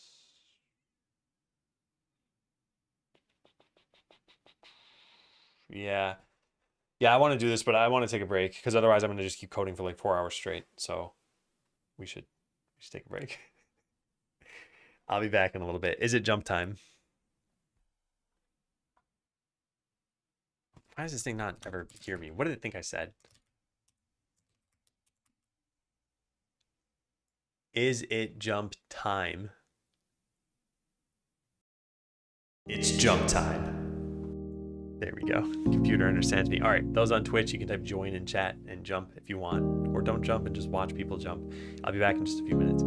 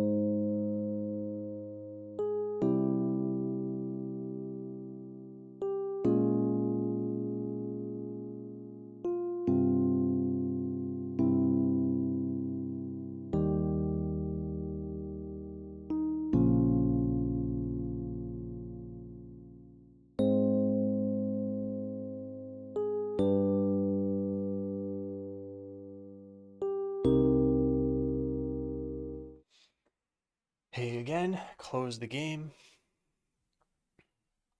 You weren't waiting for long, right?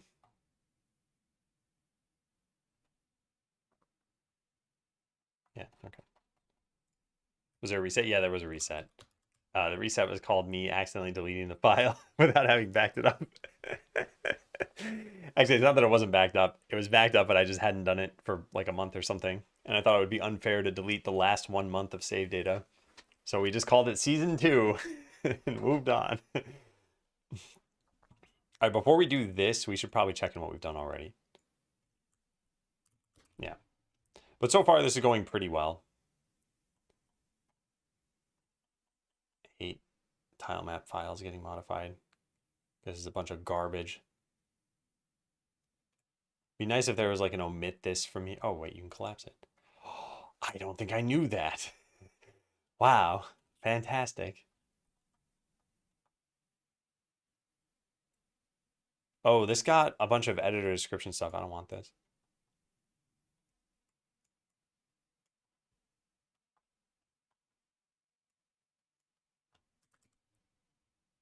Yeah, there, that should look good. All right, what happened here? We got a UID inside of town. I didn't modify this, so I guess we check that in on its own. Fix UID issue.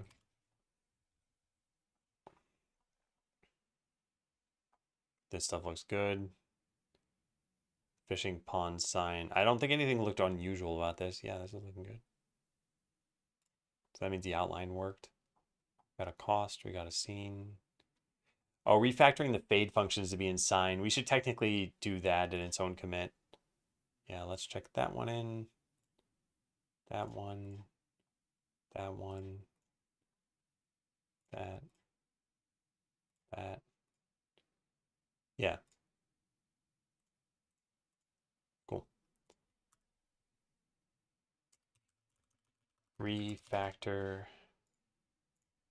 fade in function for signs. It was the same function for all signs, so I moved it to the base class.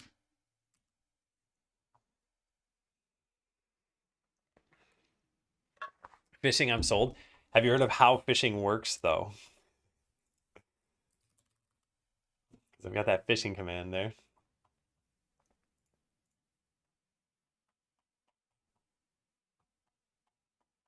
Okay, let's keep looking through this. I think there was one other unrelated change I made, and I think it was fading it. Why is this way? And I think it was fading in the warehouse. You know what? Fine, just make this a property. What do I care? Wait, doesn't node 2D already have a size? Apparently it does not. Or else this would complain, I'm pretty sure. Size. Yeah, no, it doesn't. Okay, sure. All right, looks good. Looks good. Good, good. Don't need that. At least not for now. Yeah, so this should be checked in on its own. Fade in warehouse. The smoke doesn't completely cover the warehouse being built. So fading it in makes it look just a bit more polished.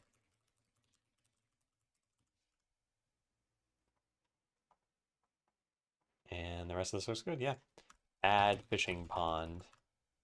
There is a sign for you to be able to build the pond, but the pond doesn't actually do anything yet. I don't think it gets saved either. In Royal Rumble with them. That's how I fish in real life. Oh, wow. Oh, man, a keyboard just fell on my foot.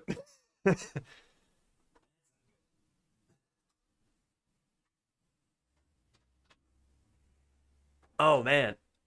I had like a gaming keyboard under my desk and I just laid it up against the side of something and I apparently kicked the bottom of it. That is heavier than I thought. All right. Okay. Nothing like programming without a few injuries. Did I type a message and then did it get deleted? There it is. No, wait, no. There it isn't. Didn't I say add fishing pond and it doesn't do anything yet? Did I not type that?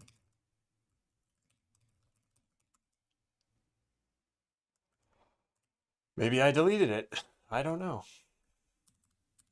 I don't see it here. All right. Well, whatever. Add fishing pond. There's a sign to build the pond, but the pond isn't functional yet. Yeah.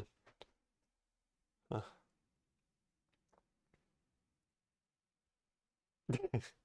Yeah, good Deke. I had it happen to me before. I've actually cut myself on the insides of a computer.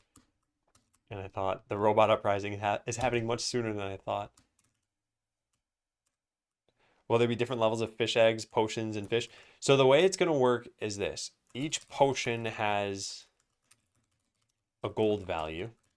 And that's something you already know if you play the game. So like a small blue potion is worth, let's say, 3 gold, and a yellow potion might be worth 10 gold. And the way the extractor will work is that you need X gold worth of potions to make, let's say, like 1 fish egg. And I don't know what X is. And maybe we don't even tell the player what it is. Maybe it's 1 gold. So when you put in a small blue potion, you get 3 fish. And when you put in a yellow potion, you get 10 fish or something like that. So then we'll have some perk system for the fishing pond. And maybe it'll be like you get more fish per potion, or I don't know, like chance of naturally getting fish without using potions, something like that. And we'll have a bunch of perks.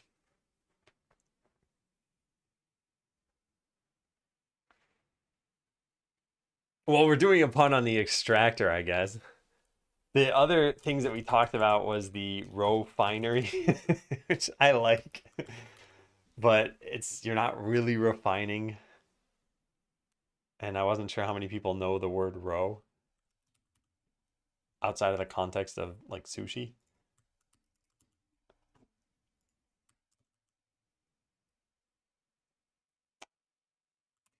Yeah, so cool. We got a work and say. So the only one type of fish. Yeah, I don't think the fish themselves really matter too much.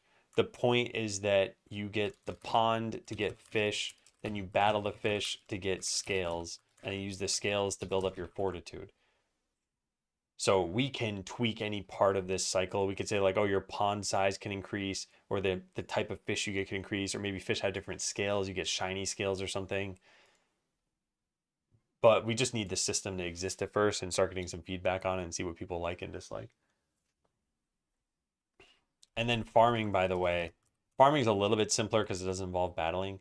But farming is you build the farm, then you plant seeds for money, and then fertilize them using essentially potions, and then harvest the crops for food, which then turns into health upgrades.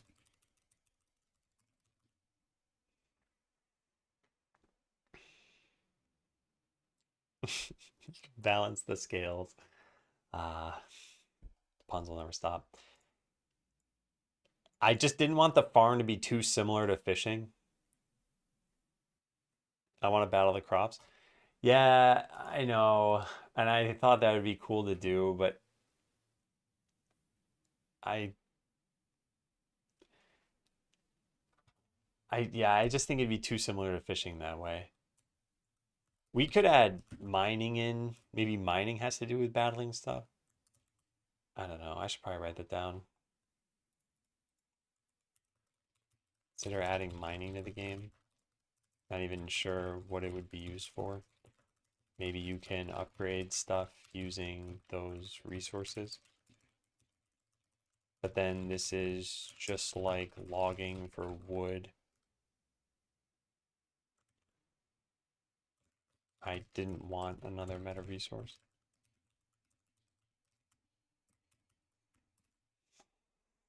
Are there AoE attacks if you kill multiple crops? So for fishing, I actually haven't decided how that's going to work. But farming doesn't involve battling, but fishing does. And yeah, I didn't think about that. How will AoE abilities work? Also, how will something like poison work? I don't think this needs to make sense, but the AoE thing we do need to think about a little bit. Yeah. Hey, Pickle Rick. Some classes could be better or worse at battling fish, crops, rocks. Yeah. Yeah. Well, and this is one such thing, right? Like, does it make sense to we'll have to put some thought into this. Where's the battling stuff? Allow battling in the pond. I guess first figure out how we want certain characters slash skills to work. E.g. the rogue as execute, which I'm guessing would be pointless. What about AoE?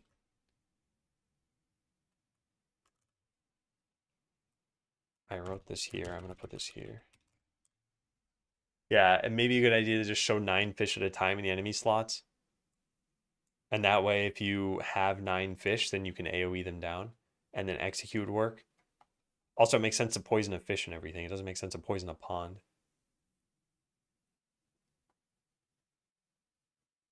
Yeah.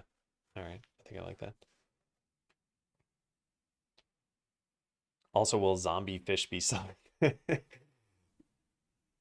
I guess every time you beat a fish, it might give you a zombie if you're using the witch doctor. Probably invisible just with a health bar.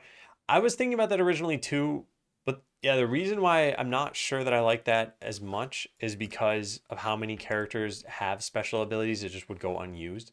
Like execute would do nothing. Actually, the mage would still do stuff. I guess those characters would too. Yeah, so like the archer, split shot would just do nothing. Because if there's only one enemy, it would never split. And those sorts of things make me think that, yeah, maybe it's not worth doing that. Also, I think we should make fish pretty tanky. Because there are a lot of abilities that charge up over time. Like empowered spellcasting. Every time you cast a spell, it increases your power. And it's just how fast does it get there. And the archer has this. Every time you shoot an arrow, you attack faster up to a maximum. And then this, when you are at maximum, you get more power. And I think it'd be cool to see those things work rather than just like click battle, get all the fish in like 10 seconds. Hey, TJ. Mage fire, not so good in its water. I think it'd be kind of funny to do something like that. Like there's no concept of resistances in the game at all, except for just the mage fireball is hard coded to not do anything against fish. It's nothing else in the game that works that way. It's just a funny little thing that your mage does half the damage it normally does. There was something I just mentioned as I was talking about this, though. What was it? Oh, yeah, that fish should be kind of tanky.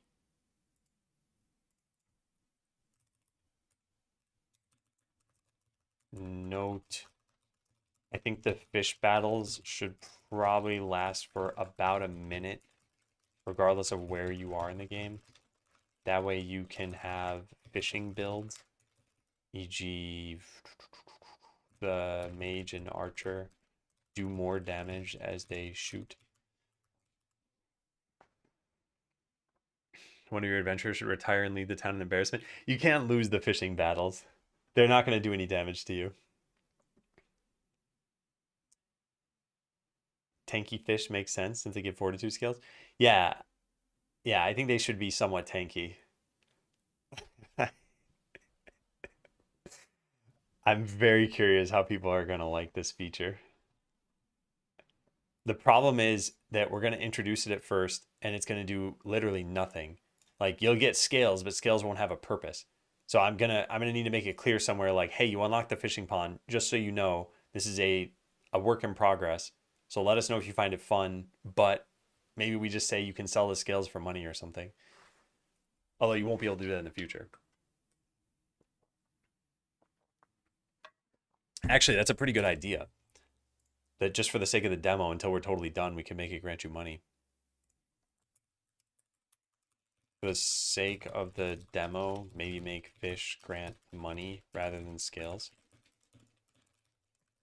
That way people can get a feel for whether it's fun. Just make it clear to them that they will eventually grant scales for fortitude, not money. Yeah. All right, let's add in the NPC.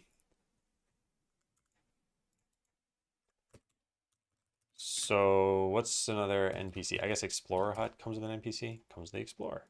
And the Explorer is its own entire NPC. Okay, so let's save this. We should probably start putting NPCs into their own folder as well. I guess let's do that first. Fine, chat. Fine. NPCs.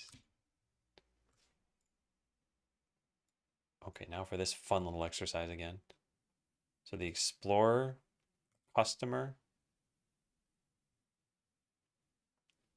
I mean, we could put Adventurer and Battler in there. I don't know about that. Guildmaster. Where's the Enchanter? Enchanter. I don't even know what other NPCs we have. Recycler, I guess.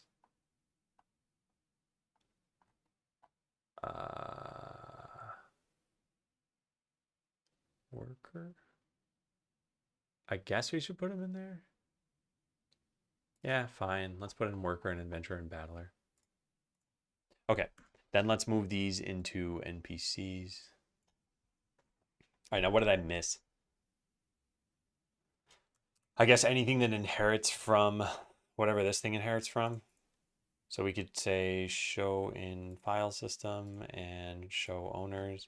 Enchanter, Explorer. Let's just take a picture. All right, I'm gonna put this on my other screen and we're gonna make sure we got all those. I think I missed Shopkeep. Wait, what? Why is there nothing in here?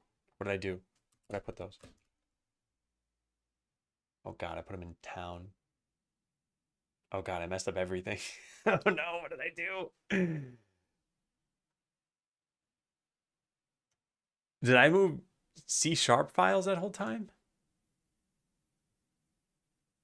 This didn't, yeah, oh darn it, I messed everything up. Okay, let me undo all of this. Discard all files. Oh, what did I do? Yeah. Why not both? Sell the fish meat for a small amount of money, but keep the scales for yourself. Also, hi. Hey, Karina. Why not sell the fish? So, the way I look at this is a very economy-driven game, and we need a money sink. And fishing isn't exactly a money sink. The way you get fish eggs is by turning potions into fish eggs at the egg extractor. So by dumping these potions, you're not getting the money you would have gotten. So if we make the fish give you the money back, then it's like it's a net zero, and it's like you're not really sacrificing anything to do this. So that's the reason why not. And the reason why we can't just give scales at the beginning is because there'd be no purpose until we revamp adventurer progression, which we just haven't done yet. We don't have the time yet. But we'll get there. This will all come together eventually. Okay, so now we gotta redo everything I just did because I put it in the wrong NPC folder. Yeah, there were two, and I put in the orange one, not the green one. Tisk, tisk, tisk. Okay, well, let's try this again then. Adventurer, Enchanter, Explorer. Actually, we could just put in the things that inherit from NPCs. Like there could be an entities folder, and that's where Adventurer goes. I don't know, let's put in the ones we definitely know we want. Enchanter, Explorer, Guildmaster, Recycler, and Shopkeep. There. These all go into here. Okay.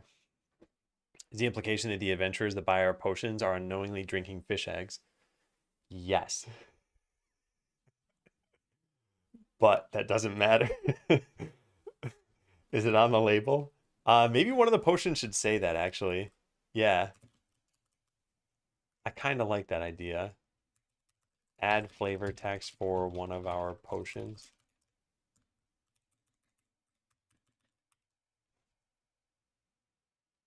It's kind of like boba tea, except the fish eggs aren't quite so big.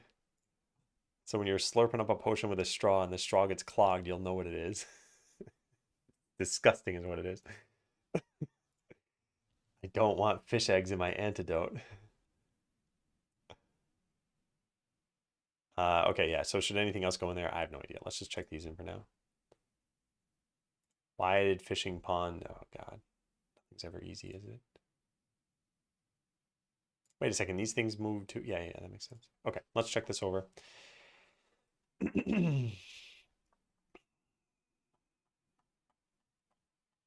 Why is it showing me this file if nothing changed? Oh, because it got moved. Yeah. All right, let's try running the game. As long as it works, we're good.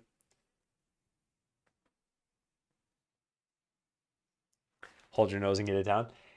You gotta imagine that in most RPG universes, some of these potions have to taste good, right? Like if you compare it to real life medicine, sure, I expect some would taste like medicine or some would taste disgusting. But like a life potion, you're chugging those all the time. They gotta taste good. All the signs are gone, which means we broke something. Can't open shopkeep. Oh, I see, because this is in scene files, so we do need to do something more than this. Scene paths. All right, what do we move? The guild master. No, that's not a problem. Explorer. That's not a problem. What was it saying? Shopkeep? Now this would technically go into a different spot, which I don't care about. Let's just run it again. I'm not going to spend the time to try to find the errors. Let's just have the game find the errors for us. Got to reload the project to get the CSUID too. Yeah, silly. Silly. Okay, cool. So now the game loaded. Now let's just build every building. And if that works, then we're fine.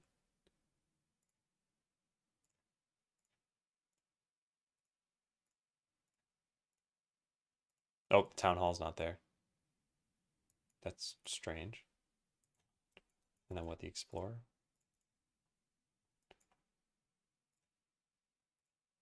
There are a bunch of errors. Hey, Grace, it's going well. We're back to coding.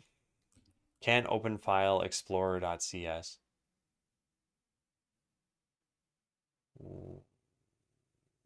What?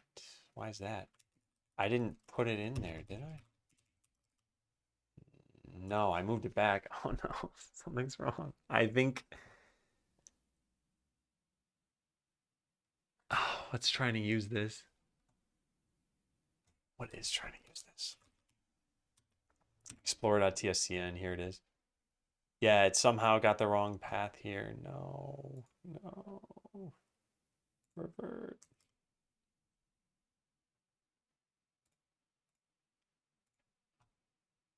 Did that fix it? I hope that fixed it. I'm just going to save this.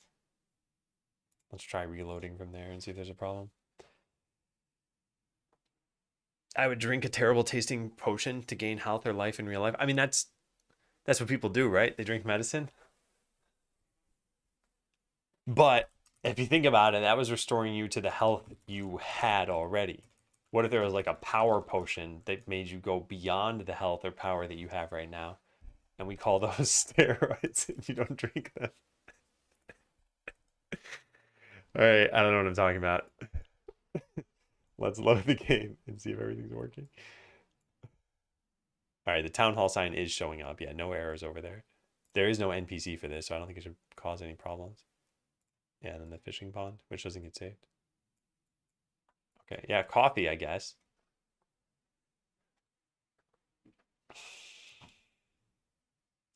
Okay, then I think this is working, and I think we can check this in. Anything else that needs to change here?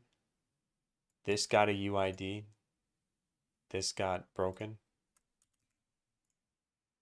This needs to be checked in. All right, so we need the UID stuff to be fixed over here.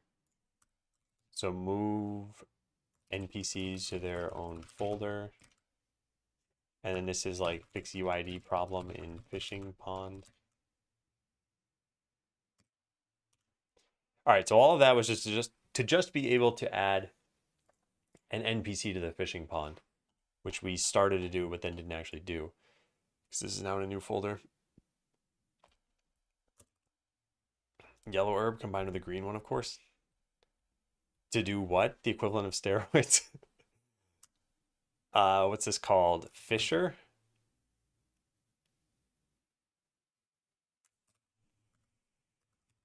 Fisherman. Fisher, yes.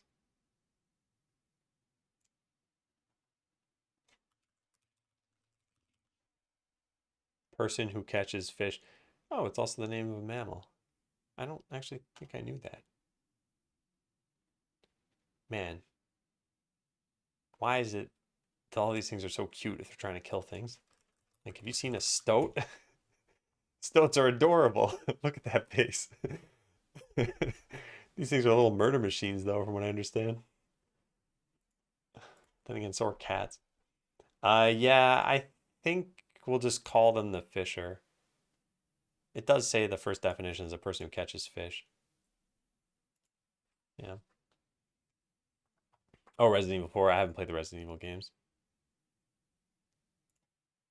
I wouldn't drink this. Is this AI generated? It's a potion of... These look like eyeballs. It's kind of cool, actually. Like a fish tank that takes place inside of a potion flask.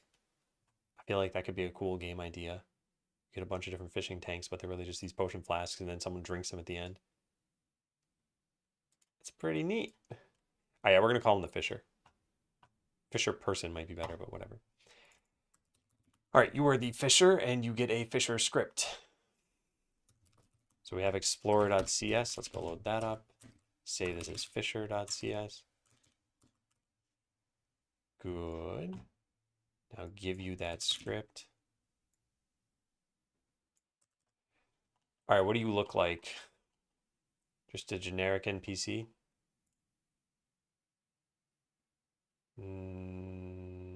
No. Oh wait, you do look like a generic NPC. I never put in a special explorer. Hey Caleb, how you doing? I've done lots of traveling this month, so I'm happy to be back in Berlin. Yeah, you got an apartment, right? And thanks for the resub. I've been doing well. We were prepping for the festivals, and this is a short context setting for anyone who hasn't heard all the news. So Idler Fest happened at the beginning of February, and it went pretty well. We got like plus 500 wish lists on the game.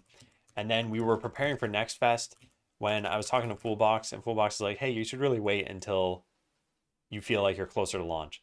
So we axed that plan, and we went back to the drawing board for game design, and we did that for about 3 days. So it was maybe like 21 hours of design. And what we came up with was like farming, fishing, stackable items, rare items, and a bunch of other little things, some things that weren't completely finished. And yeah, we're starting by adding in fishing, then I'll probably add in farming. In my mind, these are the most experimental features that we have. So I want to get some validation around these.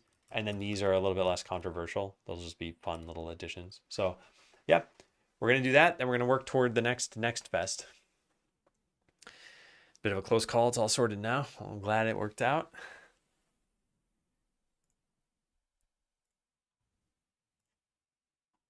All right, so we got this. Did you play RuneScape back in the day? No, I didn't. I've never played RuneScape. I played WoW. I don't have anything to say to you yet. Title. Fisher. Cool. This does not need to exist, so this doesn't need to exist. On click. Sounds good. This should really be in a root class somewhere. Hint button was clicked. Yeah. Okay, now we instantiate this into the fishing pond on top of the pier right there.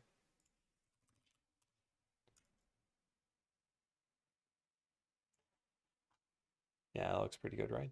Yeah, looks pretty good. Okay, let's try it out. You should be able to click them. Glad it's all come together. Yeah, I hope so. It's one thing to design a feature or an entire game, and it's another thing to test that out and realize, like, oh man, this is not how I expected people to play this or interact with this. And we already discovered that for a bunch of little things. So I'm hoping that the fishing pond sounds like a cool idea. But the things that I'm a little bit worried about are just sort of the complexity. So if people understand it, then you can cut through that totally fine. And then the adventure progression changes, which also introduces some complexity. So it's mostly complexity I'm worried about. It used to be that you would level up and get stats, and you would do quests, and all adventurers get stats and a skill point. And it's going to be that nothing is given to all adventurers anymore. You get, let's just call them like gems that increase a specific stat, and you choose where to put them. And the reason we did this is because so many people have been asking for some way of customizing their adventurers. Right now, there are 7 adventurers in the game, but they're always tied to the same level, and they all benefit from quests in the same way. So yes, while the rogue might have a different life value from the mage at any given time, they're always going to be pretty close to one another. But with this new way, you'll be able to say, you know what, I really like the rogue. I want them to be healthier, more powerful, have more fortitude, and all these other characters just suck. Or I want like a balanced team, or I want like these 2 adventurers now, but then these 2 adventurers in the future. And that customization, I think, is going to make people feel like their choices matter more.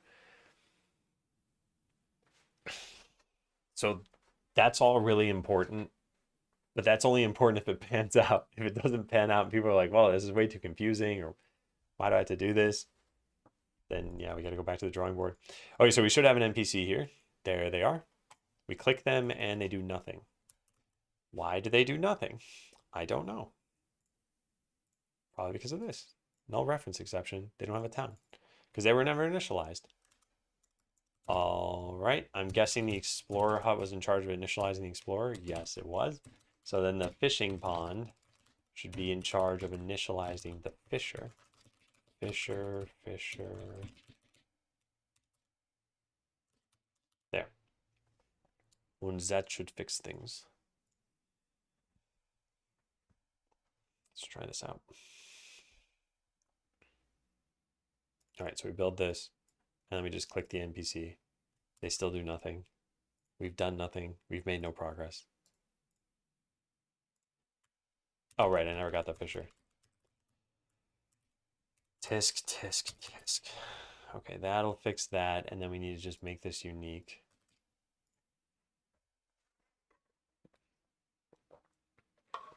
Take 3. Yeah, there we go. All right, I don't have anything to say to you yet. Yeah, and then they have a whole bunch of dialogue there that is pointless. We should make this look like the enchanter, I guess.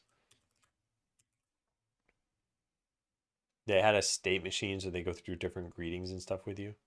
And then the states themselves controlled this. Not really sure I like that better. I'm not actually certain what the fisher is going to say to you. And that's why I left this as some kind of sort of generic thing. So this sets special content. We just don't need this.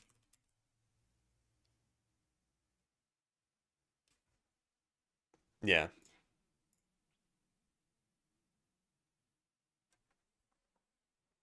Don't hunt all the fish.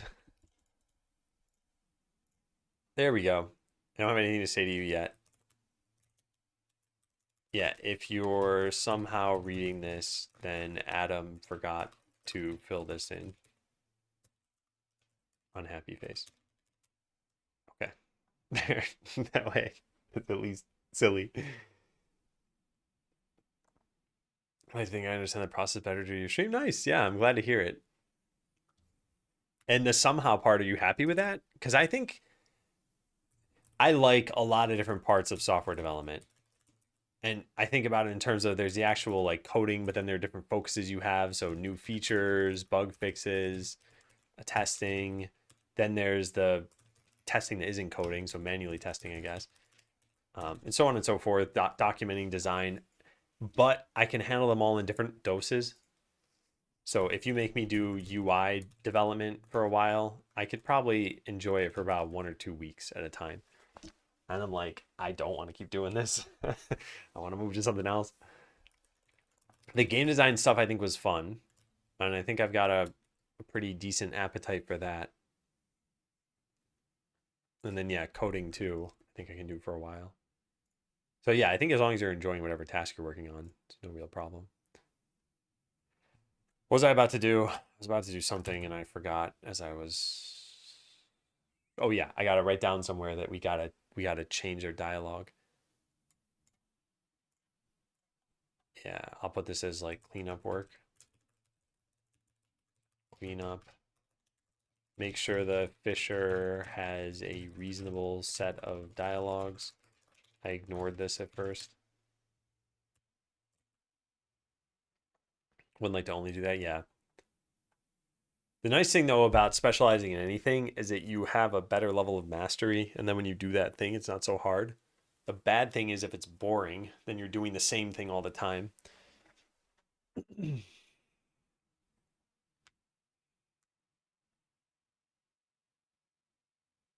I have two jobs more or less. I like it, but I can't do this in my normal job. I'm getting way behind. Yeah, that sounds like a problem. The boss and their boss understand it. Just tell me to do what I can.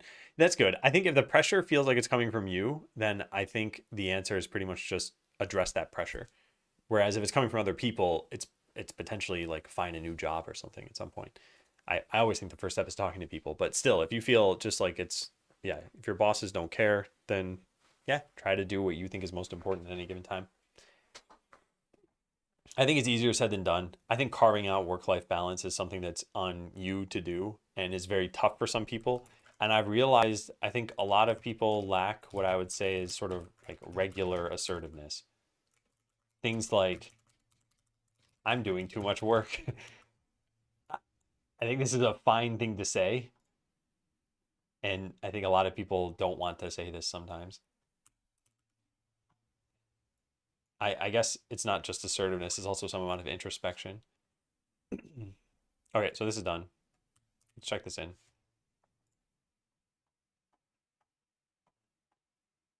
Yeah, there's nothing super important here about this. They do make a sound. It's the generic click sound. Okay, yeah. Add Fisher NPC. They don't say anything yet, but they will at some point. Wink. Yeah, no. Coworkers are doing too much. Make them work their way down to my level.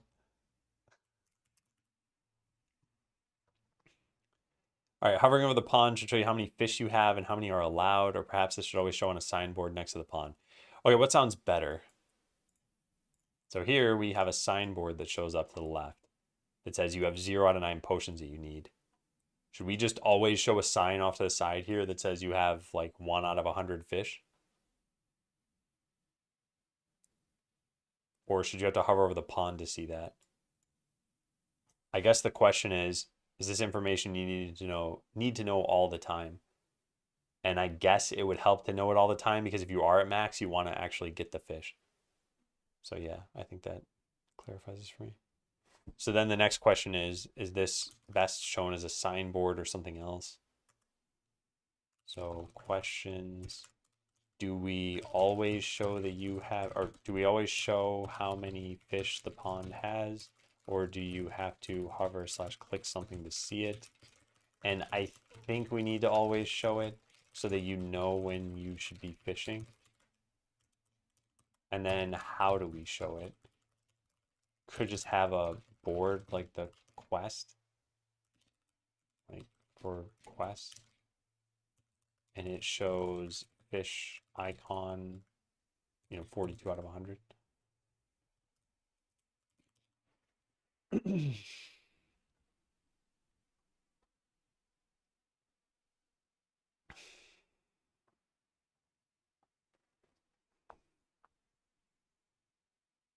Telling us too much. They said contractors, to get contractors to do what I can't. Make the info gathered. Okay, yeah. Okay, and yeah, good that you're in a good headspace about this. I was gonna say, if it doesn't feel overwhelming, then yeah, I don't think there's a problem. Is there some other like more flavorful way to show this, I wonder? Like we could just have fish swimming in the lake. And when you see a bunch of them, then you know you should be fishing. The problem is as the game progresses, you you might see a lot of fish, but it might not really be a lot of fish. Like essentially at the beginning of the game, 5 fish may be a lot. And at the end of the game, 500 fish may not be a lot. So we can't just render 500 fish and then trust that you'll be like, oh, that's actually nothing. I need to wait for 50,000 fish.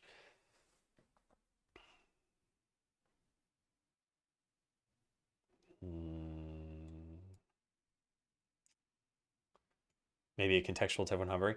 Yeah, but that's the thing. If you have to hover to see this, then I'm concerned. Oh, you're saying maybe do both, like show fish swimming around in here, but then also when you hover over it, it'll say roughly how many it is. Maybe the number of fish we render is based on a percentage. Yeah. That's what Cubic just said too. Yeah. Maybe we render. Let me write this over here. Maybe we render fish in the pond based on a percentage of the maximum, and then have a hover thing. Flying Whales, thanks for the sub at 6 months in advance. Man, and that was your first subscription, right? Oh, wow. There we go. I was going to say, there's a whole message here. Found your channel 6 to 7 years ago while learning how to program. Got a job as a front-end web dev a year later. This year in January, I got a position as a senior back-end dev at the same company. Huge thank you for your streams. They help me massively when it comes to picking up some good habits, especially when it comes to writing stuff down and writing clear code that I know I'll have to read later on. I am so glad to hear of Flying Whales. That's great. I think this was your first message in my stream too. Yeah. Yeah, fish-shaped shadows. That's what I'm thinking. And I think this is a pretty good combination of stuff. Well, like I said, thank you for the 6 months of subs, for the kind words, and congrats on the job. I mean, it's pretty fresh news. At most, it could be like a month and 20 days, right? Yeah. That's awesome, though. I like this. And then we have a hover tip to show this. The hardcore lurker. Not anymore, though. Now you're a hardcore chatter. I like this idea. We need some fish graphics for this, and they need to probably look like they're going kind of horizontally. Maybe they just move kind of slowly. And they should probably mostly be in this area and not underneath the trees and stuff. Randomly have a blue whale shadow appearing. If we did that, I think you would expect to fight the blue whale.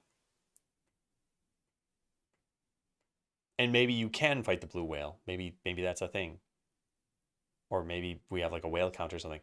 What I like though, so the way I kind of look at this is we add a system that does the basics, and then later it should be easy to identify cool and fun changes.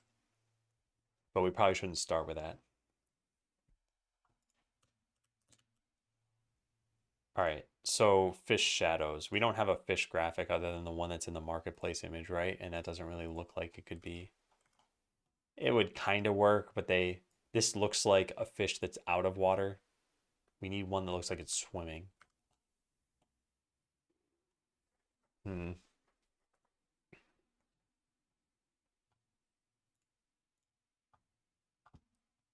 Hey, Amazon.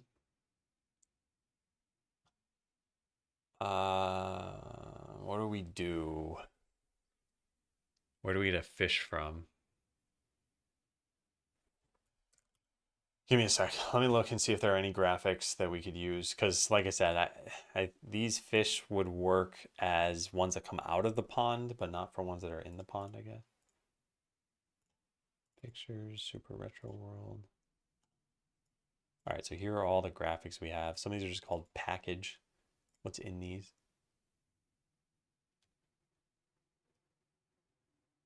Nothing there. Package 2. There are boats and stuff, but no fish.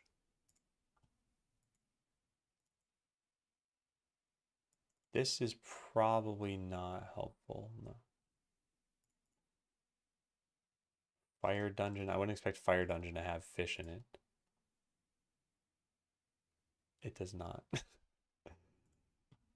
You can maybe black out the one that dark shared, just use it as a silhouette. I'd have to probably rotate it as well. But yeah, I think that could work.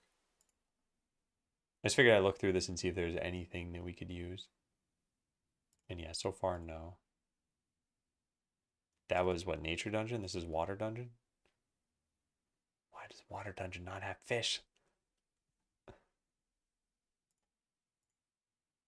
Is there anything else in here? Why screenshots? Oh, these are actually kind of cool.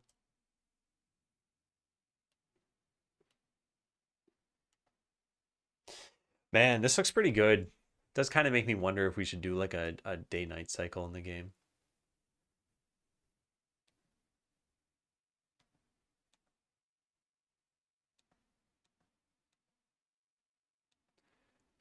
These screenshots aren't even from the fishing pack, right? They're from like everything. This looks pretty good too.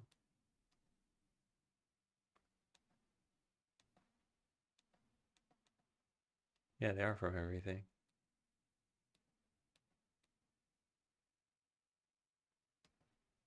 Huh. Yeah, interesting.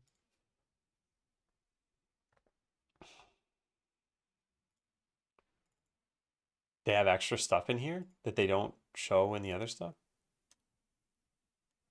Oh, they have a lot of crystals there. Oh, they have switches. Oh, we don't need a special graphic for this. Oh my God. Copy path. I did not realize that we had that. I thought we would need a special graphic for this. Give it an in-world toggle switch. See this.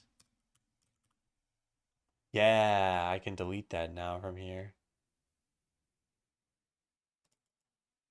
Oh, that's going to be great. And I think it's even animated. All right, so that was Water Dungeon, right? Yeah, that was Water Dungeon. Action pack, interior. I wouldn't expect interior to have something for this. Unless there was a fish tank. I don't see a fish tank.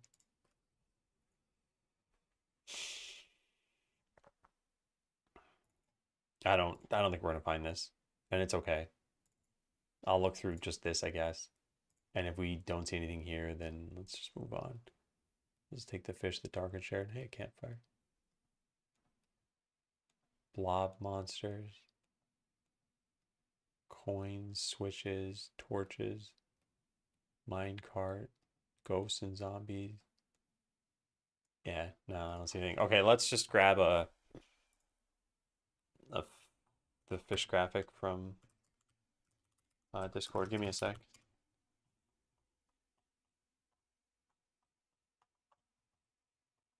Where is it? Oh, here it is. It's just tiny. It's hard to see when I was looking through this. Yeah, so this fish graphic, we could just turn it on its side and I think it's fine.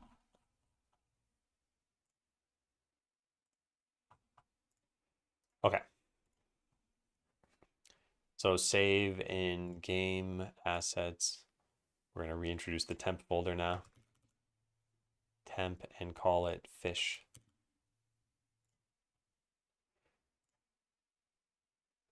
All right, so it's not hovering over the pond. What we're going to do is add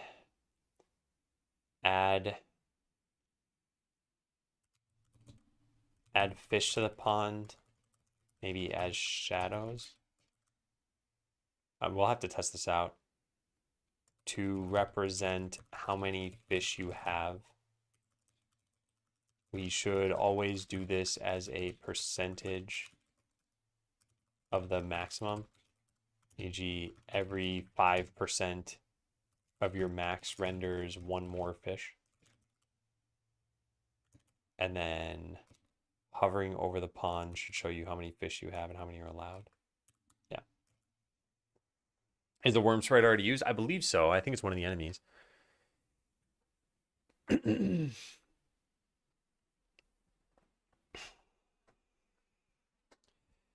You ever work with Scrum, product backlogs, sprint backlogs, etc.? If so, what do you guys use to see or edit them, like GitHub, Whiteboard?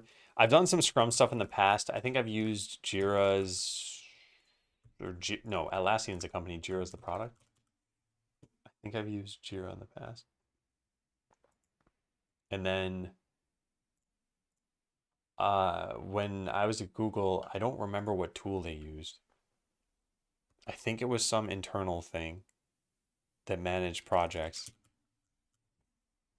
Anyway, I haven't used Jira in like a decade, so I don't, it's probably good. And then more recently, I've used GitHub projects. My general philosophy on any of this stuff is process should only be used if it helps. I think it's easy to have process that does nothing. And I think it's sometimes hard to know why process is helping. Like anytime there's a lawsuit against a company, it's probably going to lead to process, and it's probably not going to be fun for workers to do, but it protects the company. So it's like, well, it should be used, but it's just unfortunate red tape for all the people involved. Same thing with security issues. That usually leads to more process in some way. And that usually means that, individual developers are going to have some harder time at doing something, maybe acquiring new laptops or, I don't know, some lockdown software. So yeah, when it comes to work management or project management software, same thing. Like, should you have any sort of Scrum board if you're working on a team with just 2 people? Probably not. Probably it's not going to be super helpful. But working on a team of like 5 or 15 or 20 or something, that could be good.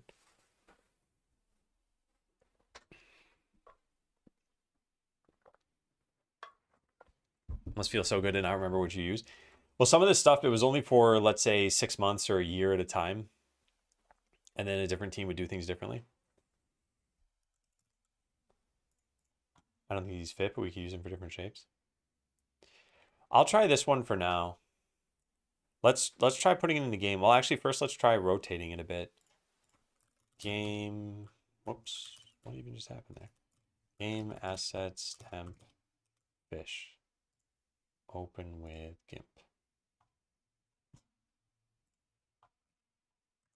All right, so here's our fish. We're going to take it.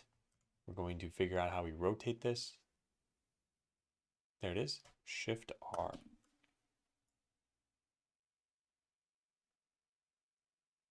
So this is what I want, but I don't think it's gonna, what does readjust do? Drat. Yeah, okay, I gotta change the canvas size. Let's make this like 80 by 80 for right now. And then I wanna rotate this.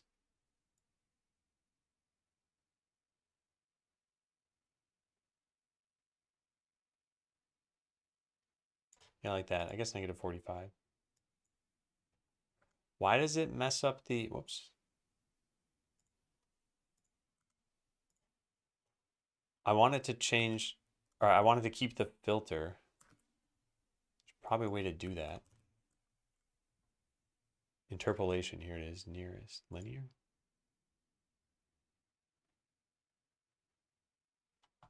I think it would be a nearest filter, not even a linear filter. Yeah, this is messing up.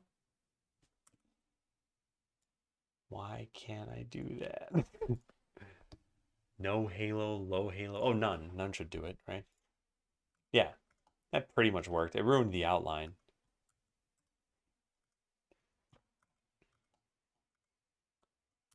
Okay, let's move this before we do anything here. Then let's rotate this. Negative 45. Oh, whoops, I messed up the selection.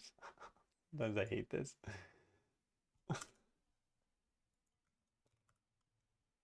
So I want it to look exactly like what we're seeing right now. Why can't we just get that? Maybe I should just take a picture of that. Clipping, guides, composited preview. Yeah. So this looks bad. I want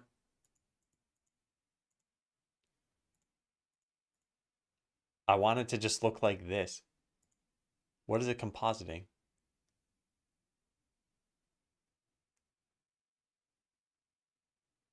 Huh. Corrective?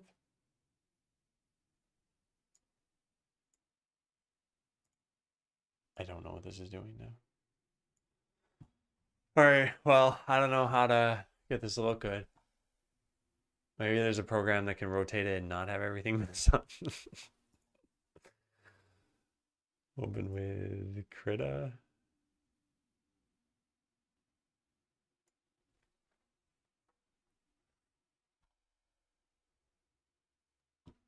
I don't want to be spending time on this. I don't even know what I'm doing. It's the problem with me trying to do anything art related.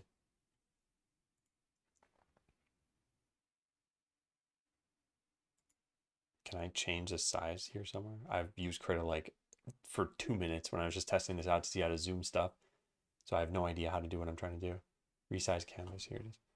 Okay, so make this 80 by 80 for now, sure. What happened to the fish? Hello, fish, where did you go? I don't know what I'm doing. All right, that worked fine. Now there's a select tool. The fish disappeared again. All right, I don't know why that's happening. Does anyone know why that's happening? Does anyone just know how to resize this image to do what I want it to do? All right, hang on a second. Engage privacy mode. Is that what this is even called? Yeah. Let me just upload this picture, and if someone knows how to rotate a fish so that it looks crisp, then great. If not, don't worry about it. I'll just rotate it and it won't look great. Let me finish figuring out where this thing is. Yeah, here. Okay. So it should be at share.bot.land/fish.png.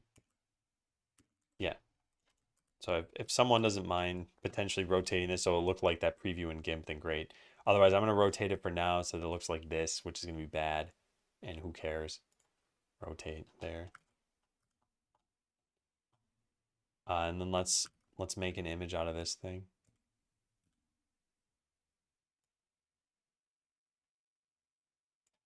This looks so bad. Oh man. All right. Export as fish poorly rotated. There. All of this was just so I could figure out what this is going to look like in here. Jeez. Fish poorly rotated. Okay, so if we were to just change the modulate on this, is that all we need to do to make this look convincing that it's in the water? Yeah, that's pretty good. I mean, we also should shrink it a bit. Oh, doesn't like when you do that. Maybe even smaller? No, that's probably decent.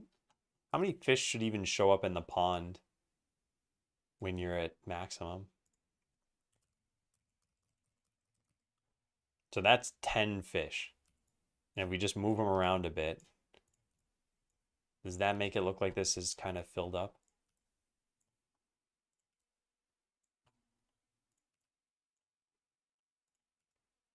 And then we would flip some of them, I guess. Flip that, that, that. And imagine that they're actually swimming around here a little bit.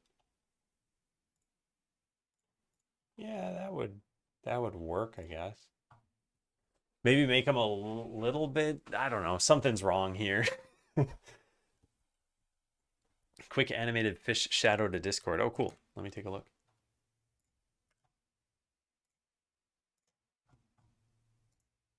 Ooh. Much better than my stuff. All right, what do we put this in?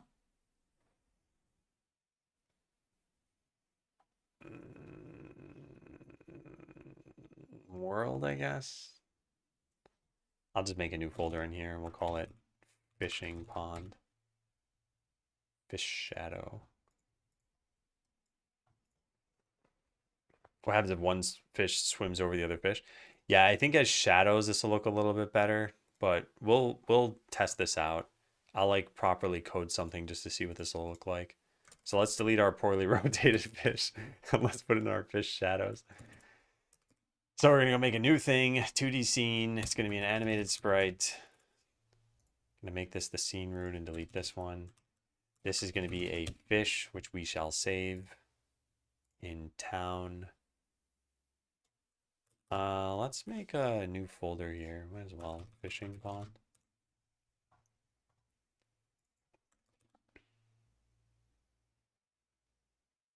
Maybe fish in pond. Yeah.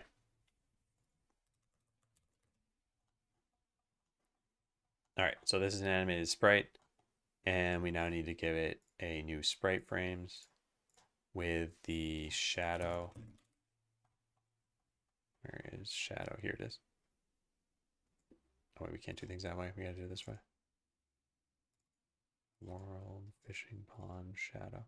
Okay, now what is the size of this? Oh, it might have actually just figured it out for me, right? Because they had a code to do that. It did it wrong. Oh, well, we'll figure it out. Fishing pond. 45 by 11. Is there an extra pixel somewhere?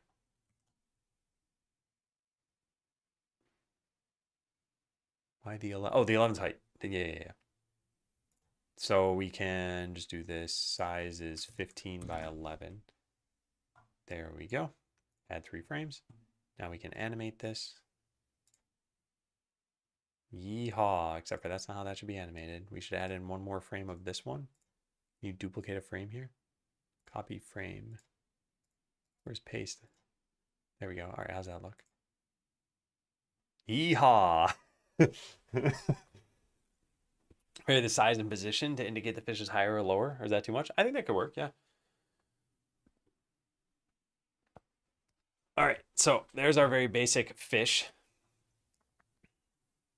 And we're gonna need to give this a script and figure out how to get it to move where we want it to move.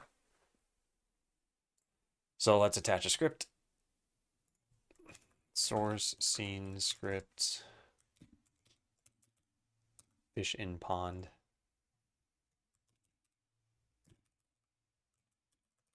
All right, so how do we want this to even work? Maybe like wander, like slowly swim to a random spot in the pond, then idle for a bit, then repeat. Yeah.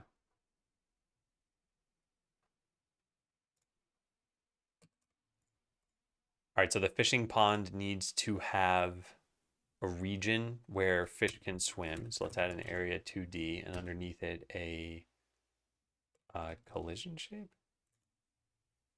Yeah, I guess so. Then a rectangle.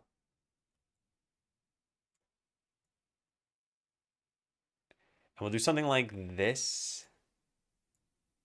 Oops. So I'm not putting it at the bottom because trees are there covering the pond. So you wouldn't be able to see the fish.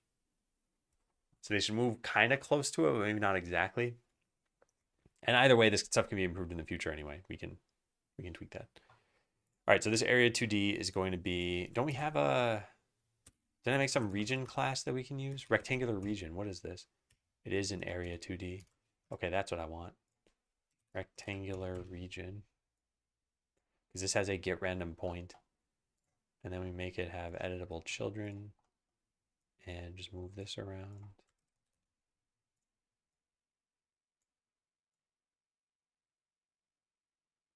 There.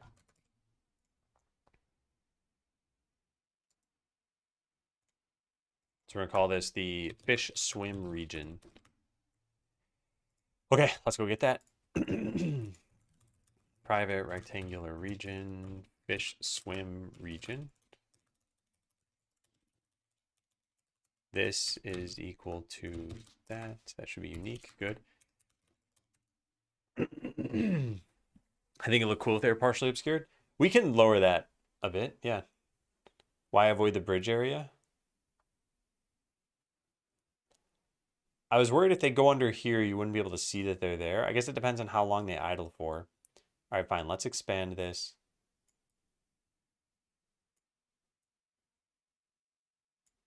To be pretty much, I guess, the whole swimmable area. There, that's pretty good. And then we need a node for fish to show up. Node. Fish node. Fish. Fish node. I think fish node is better. Yeah. All right, so this needs to go in the right spot. Let's put it there for now. Let's instantiate one of the fish. Whoops, nope, not that. Fish in pond. Not a fishing pond. And then we need this to be in the right layer.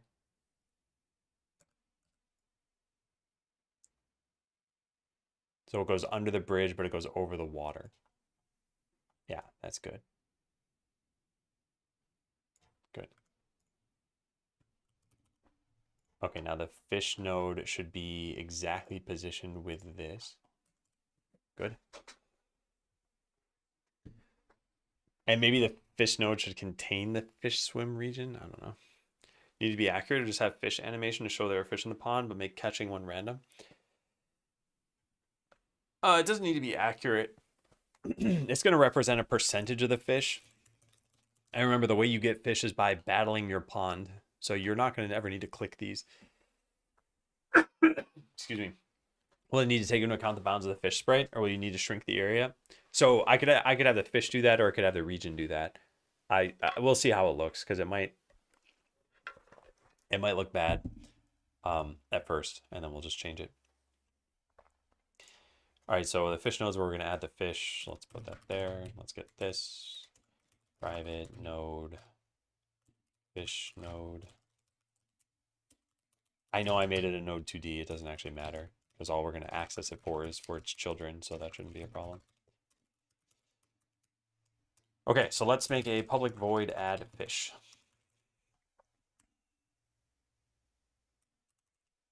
So we need to instantiate a scene, which came from, where did I put fish in pond? Fish in pond comes from town/fishing pond. All right, so there's fishing pond and there's fish in pond.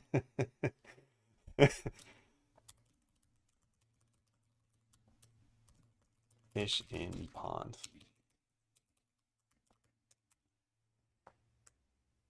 Just randomly show and hide them every now and then. Put some path2ds and path2d follows and just randomly show and hide them every now and then. Yeah, actually, that'd probably work. I've never used those nodes. Path2d. This node takes its parent path2d and returns a coordinate of a point within it, given a distance from the first vertex. Follow path out, coding the movement pattern. Huh, interesting. I'll try this way for now, but I think that's a pretty interesting way of doing that.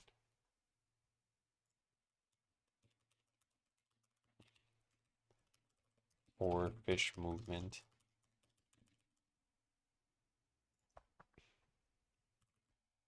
Okay, so this is not going to be this. This is going to be scene paths like so. Scene functions instantiate a fish in pond, scene paths dot fish in pond. Cool. So there's the fish. We added the fish node. We give it a random point. Wow, it's nice that it knows that. And then the fish itself needs to be told where that rectangular region is. So I guess initialize it with the fish swim region and then leave everything else for later. Hey, Deepness. Yeah, it's nice to be adding a new system, and a system I think people are going to enjoy playing around with. All right, so we got to store off the rectangular region here. Save this. And then, yeah, get a random point, and we needed to navigate to a random point. And for that, we have a couple of different ways we can do this. These can be entities that actually get a component, I think. Let's try that out. ECS.add component.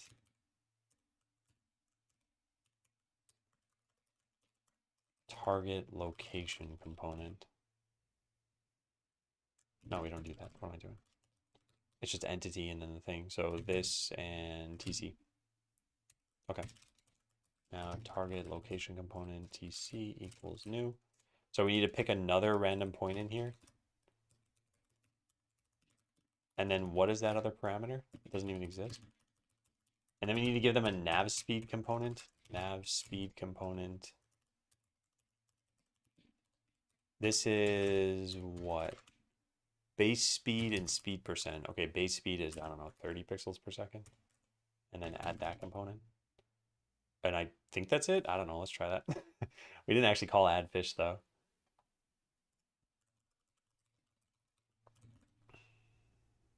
Come on. I don't need to write out my own if statements here. Let's add 10 fish. And let's go test that out. Okay. That's the effect fishing has on people. Yeah, but it isn't the traditional fishing. If you haven't seen this command, do check it out. Hey, Royson, do you want the minimal distance between the two random points? I don't think so. But like I said, we'll see how it looks. So here's what we have now. They never find a new point, and they error like crazy. So we got to go fix both those things. Object reference not set to an instance of an object. Is this reach target? Yeah. Yeah, so in the fish in pond. Also, the other thing I probably should have done is maybe these shouldn't be so dark. Like they show up here, which means this thing is also going to show up. But maybe they should be... Whoops, what am I doing? I guess we could modulate this to make it look like they're closer or farther from the surface. I think that's what Devil Dog was saying. But we can't change it too much. How does that look? Yeah, something like that. So maybe they're not fully opaque to begin with. Yeah, alpha and size. Yeah, I think we need to vary those things. Okay. Well, let's get this working first.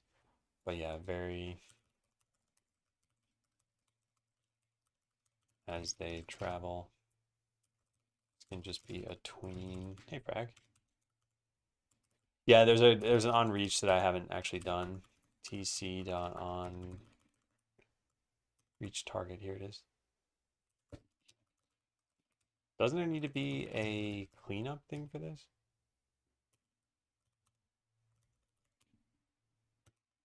We cube free the entire projectile? There's something where we don't do that. Huh. Maybe it's not necessary. Hey, L:Q, how you doing?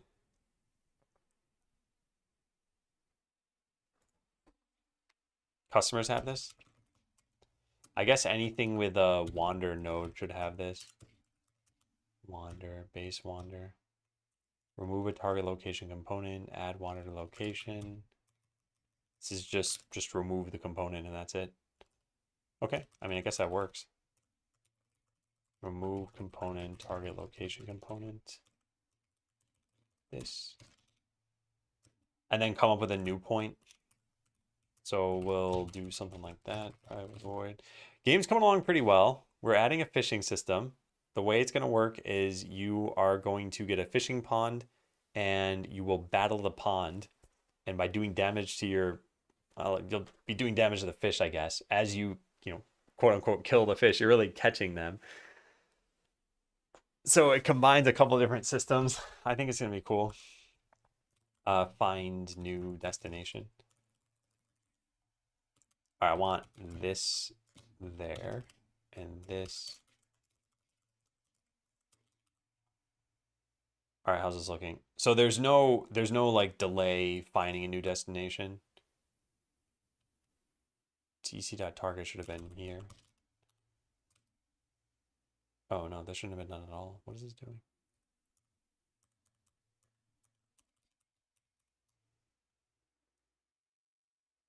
All right, then eventually find a new target. I guess we'll put that in process.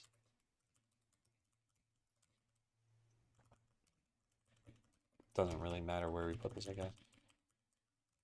So I'll just say if not has component, then find a new destination. But also if there's a, what, stat computations or percent chance? I don't know where that comes from.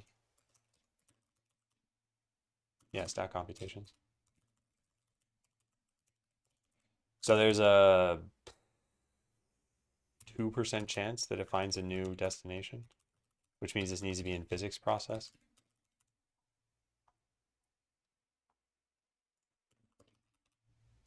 Move this into a namespace.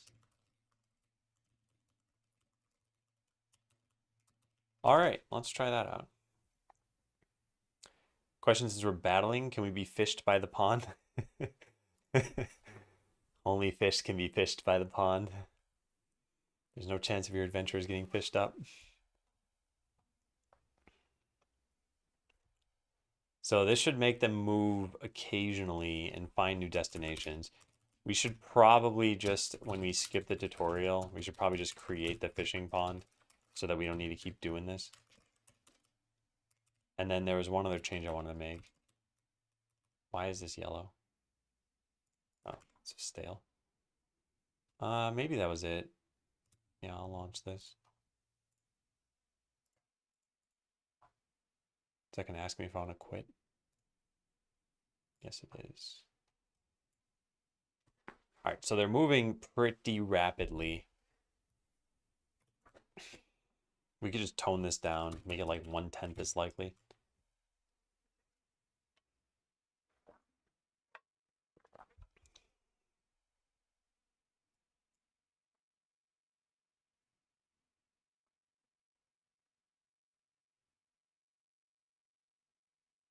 Yeah, they should face the direction that they're traveling in. They should not hit the boundaries. All right, so let's just write a giant little to-do list in here. An oxymoronic to-do list. Make the fish not hit the boundaries. Make them face the direction they're traveling.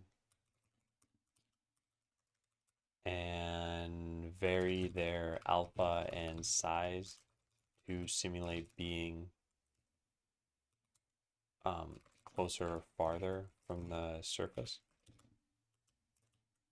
Yeah, maybe non-linear movement. That we have to do something special for. I can't just use our find new destination thing. Oh, probably also vary their speed, right? Alpha and size and maybe even speed. All right, so facing the direction, where does that happen? Because projectiles do this. I don't remember how they do that. Faces direction of movement. Wow. So easy. All right, there we go. All right, so that should fix the first problem. Why did I decide to use the nav system instead of a tween? Just for ease of coding, but I think we will probably go with tweens. Are they moving backwards now? Yeah, they are. Actually, this is something I hadn't thought of. First of all, let's make them move forward. So that means that I think the graphic itself needs to face to the right. Or that face's direction of movement needs a way of specifying that this should be inverted. Yeah.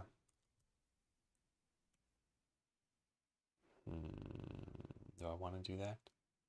I guess none of this is going to matter if we're going to get rid of the nav system stuff from here, because I think this is only used by the nav system. Yeah.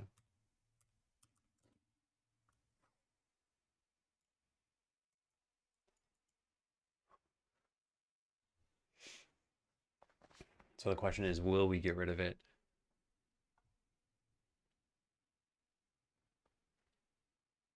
Lock orientation left, right. Yeah, and I could do that in a couple different ways. We could invert the fish shadow graphic, or I could do this through code. But I think the thing I'm wondering about, there should probably be a cooldown on how long they have to wait before they can swim somewhere else. But yeah, what I'm wondering about is, should we still use that nav system, which is going to always make them move in a line?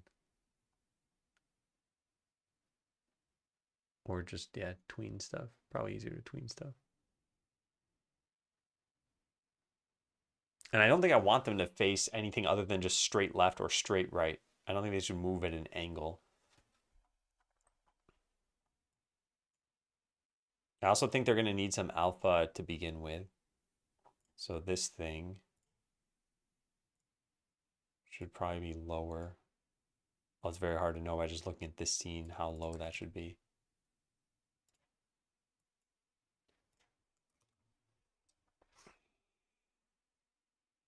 The head bumping thing, I mean, they are moving in 3 dimensions, so I don't think that would be an issue. I know they're moving backwards, but I'm still not sure this would be a convincing effect. I'm just going to collapse this region a little bit so they don't hit the edges. Although I think the proper way of doing this would be to do it through code so that if we do have different size fish, then we don't need to shrink this for the largest fish.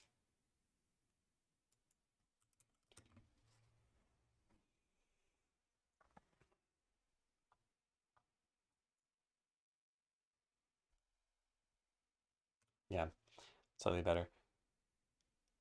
Is there an alpha transparency value on the sprite that might make it look better? There is, and I lowered it a little bit so it's a little bit more transparent. We're probably going to want to change it even more than that. But I think the other thing we can do is just when we add the fish, we can randomly make some of its parameters here.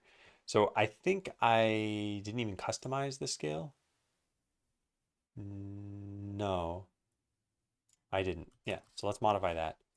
So let's say like float distance or like simulated distance from surface equals a random number between, I don't know, not 0 to 1. We got to make it, it can't be at the extremes probably. I guess it could be 0 to, yeah, we could just make it 0 to 1. Whatever, sure, fine. Cannot convert double to float. Okay. So now its speed, if it is closer to the top, it's going to look like it's moving faster. Is that right?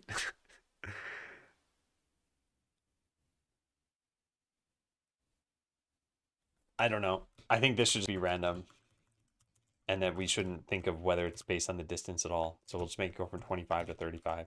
So some fish move slowly, some move faster. Do you want them to still have the animation? I'm not sure. We could consider turning that off. Consider stopping the animation when they're not moving. Let's see, the fish are more vertical, if that makes sense. You mean take this graphic and like expand this upward and expand or shrink this? Because that's how I understood that. Maybe that's wrong. I think the speed can be independent from depth. Yeah. Yeah, so this would control this part of it. Now we need to modulate equals new vector, no, not new vector 2, new color. All right, 1, 1, 1, and then the alpha.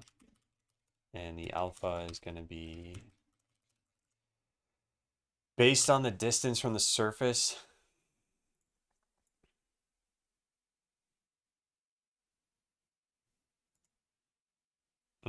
This is the wrong way though. This needs to be 1 minus the distance from the surface. Yeah, randomize the scale I'm going to do.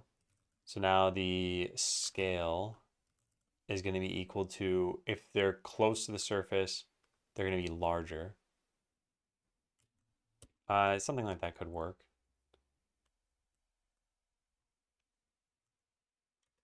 Yeah. Now we change the scale to be that. All right, what else? Alpha, size, and maybe even their speed. Okay, let's see how this looks. I was thinking of just shrinking it vertically so it's thinner. Oh, I see. All right, so now the sizes have been modified slightly, but it's not by too much. Maybe we want this to be a bit bigger of a factor here. Maybe like 0.5 to 1.5. And I'm not sure if the alpha is bad. We should change it. Should maybe make it go to 0.25, something like that. Now there's some bigger fish, there's some smaller fish, and yeah, they get a little too dark when they're at the top.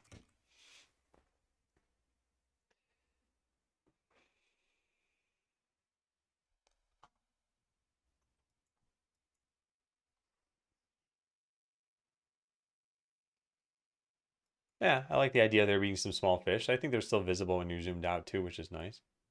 But that's probably the smallest they can be. And we just need them to face the right direction. And probably swim more often. And they have slightly better swimming logic.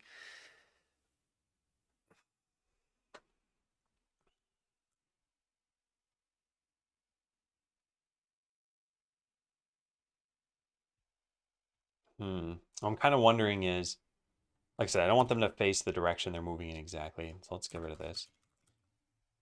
I don't know if they should just swim side to side.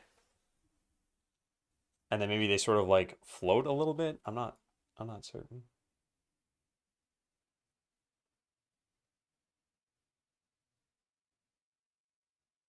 Yeah, I think the animation should be turned off when they're not moving. I think that's a good idea. So let's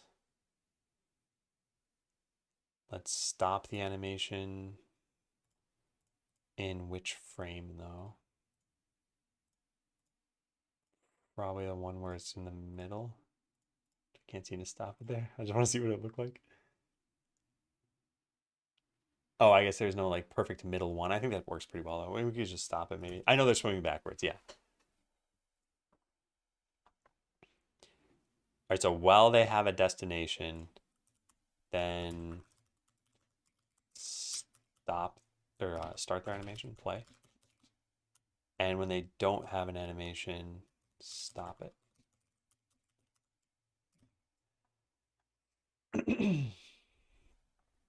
It'll stop it at an arbitrary frame. So they'll all be slightly different graphics when they're doing that. And they're not stopped to begin with, which I need to do. They'll only stop afterward. I think it should just slow down the animation, not stop it. Yeah. Right? Yeah, I think it should drastically slow it down. So isn't there some like speed scale? Here it is. So speed scale equals 1, and when stopped, it's just going to set it to like 0.25. Are the positions fixed or randomized? They're randomized. All right, so remember, they're only going to actually slow down once they... Yeah, there we go. Probably not 0.25. Probably like 0.55 or something like that. And if we're going to do this, then we need to put this here too. Private const, static const, speed when not swimming.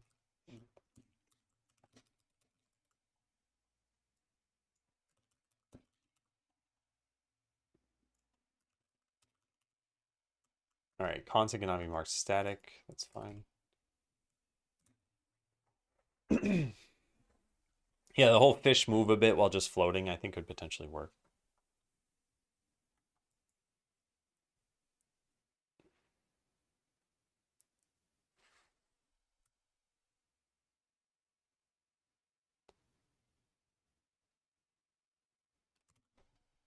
I think we slow this down a little bit.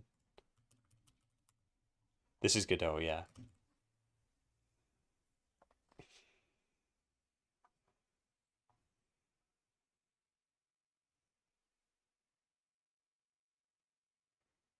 Yeah, we just need them to face the right direction. Just left or right. And I'll just do that in here for now, I think.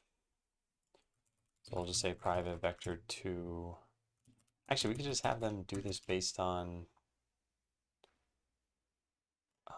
where the destination is.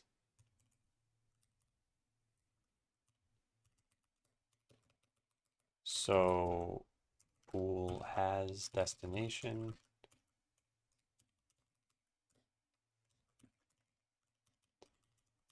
All right, so now once I have a destination, face that destination. So they have a destination. This will kind of work, right? Direction, normalize, velocity, move and slide. Yeah, so they normally face left if direction dot x is greater than 0. Something like this. All right. It's probably backwards, but whatever. Let's try it out. Does it have a friction constant? It would if these were rigid bodies, but they're just nodes that have to be getting moved. Did I do something poorly here? Yes, I did. Value cannot be null on line 50. Oh, whoops, that's wrong. Yeah, and like I said, I'm pretty sure this is backwards.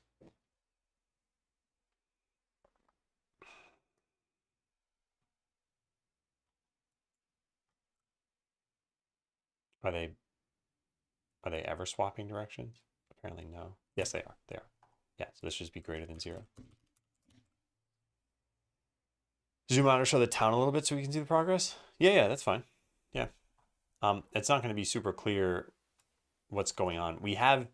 So one of the things we're going to work on is we have dedicated plots of land for every building, but it's obvious that they're dedicated to that building. So like you don't have the armor shop, but it's clear something's going to go here and something's going to go here and something's going to go here. We want them to look more like this in the future, where it's not obvious something goes here other than that there's a sign there. And when you build it, it changes the terrain for you. So anyway, yeah, we have the town hall, the weapon shop, the tavern, the garbage slime, the enchanter, the armor shop, the warehouse, the vault, and up here is the explorer. So explorer is going to be used to control the difficulty of the game. Right now it gives hints, which is not a great system.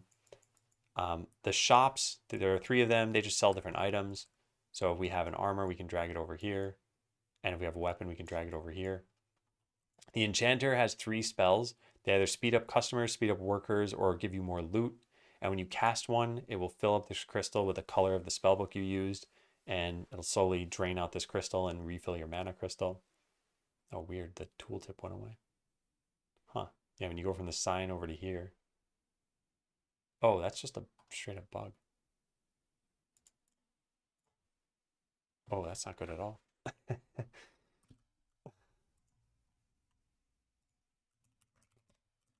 Bug.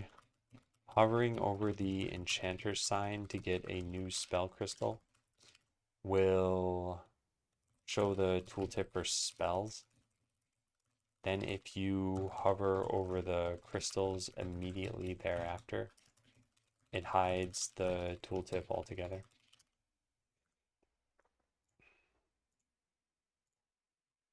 Yeah, I gotta take a picture of this.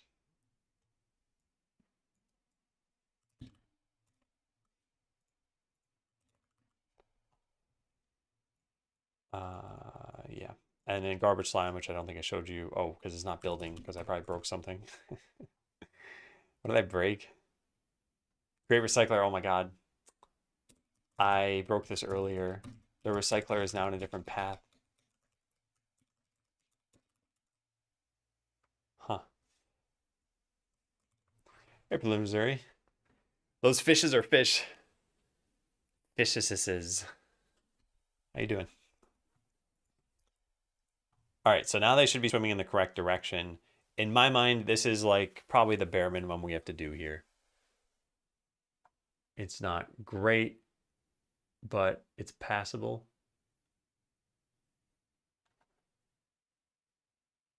So they should eventually spread out to fill up this pond just because it's all probability based and there's an even amount of region in each side. So one of the questions is what makes this pond look like you should fish from it? Is it this many fish? Because I think it would be more than this many. Maybe like 15, maybe 20. I guess let's see what it looks like. Fishing pond. Yeah, so that was 10. Here's what it would look like with 20. 20 might be too much.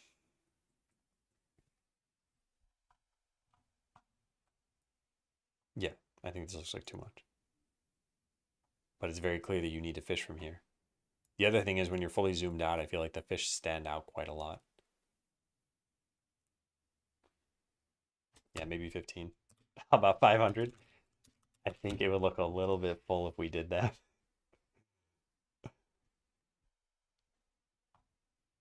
Maybe just a solid, yeah. Spooky. Yeah, I think maybe 15 or so.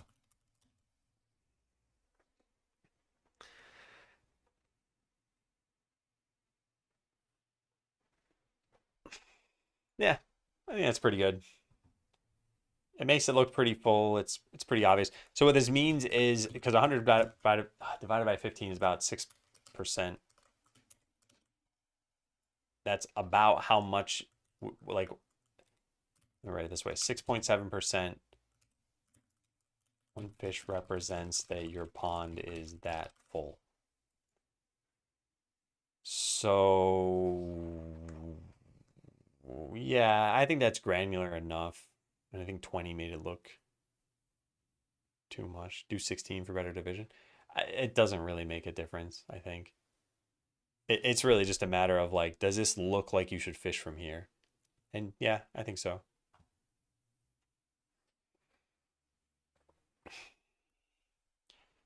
So I think that's what we're going to leave this at for now. Obviously, this can be improved, all the fishing stuff that we've done, but that can be improved in isolation.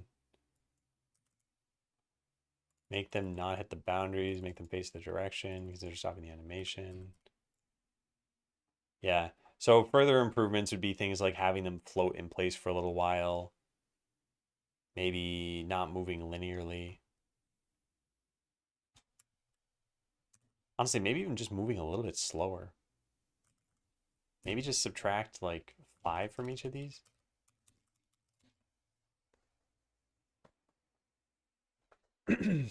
They're the darkest colors by far. Yeah, that's the other thing I'm not certain I like. I kind of like the idea of them being colorful even though they're in the water.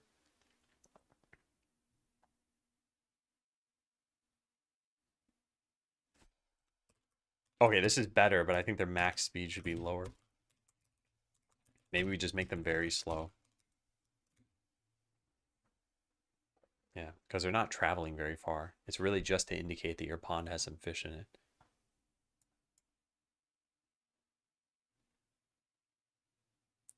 So them moving slower looks better, but now their speed scale looks off. So instead of 5 FPS, let's maybe make this go at 4 FPS. Then this speed scale probably needs to be slightly faster, maybe. I don't know. I agree that I think slower is better. Unless you're saying I think it should be even slower than this. I think this speed is probably good. And they should just wait a little longer before finding another destination. So maybe we make this like a half the chance it currently is. I think they're still too opaque. Yeah, we can change that too. We can just lower the opacity across all fish. Maybe that.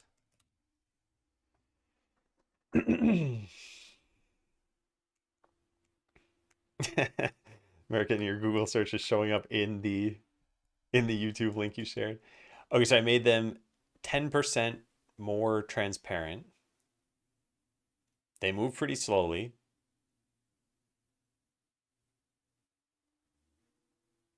Yeah, I think this is looking pretty good. Oh, and then I want them to stop moving so often. I think they should just kind of float there a little bit more. No, actually, this is pretty fine. Yeah. A lot of them are just kind of stationary now. And having them move occasionally is nice. Yeah, nice. Yeah, cool.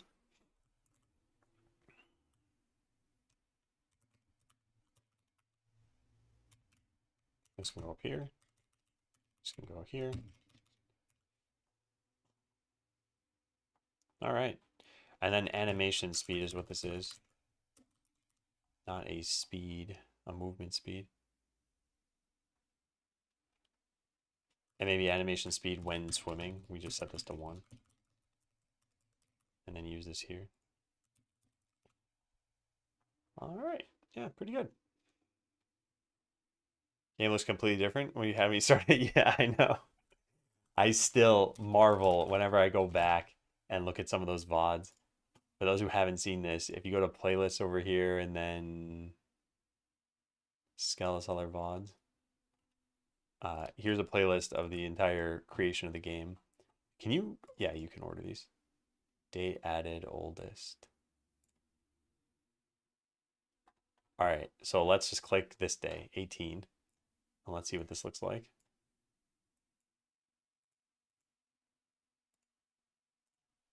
Yeah, I was wearing the same shirt.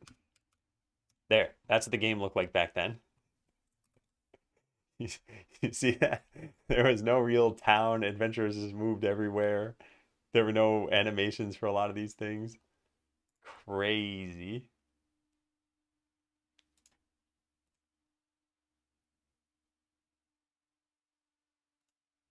Oh, we were adding battling? Yeah, battles were at the bottom of the screen.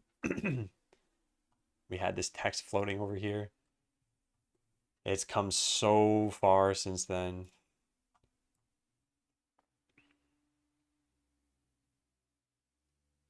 Yeah, I'm pretty happy with this.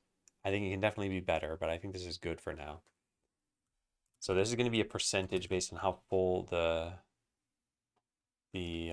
pond is.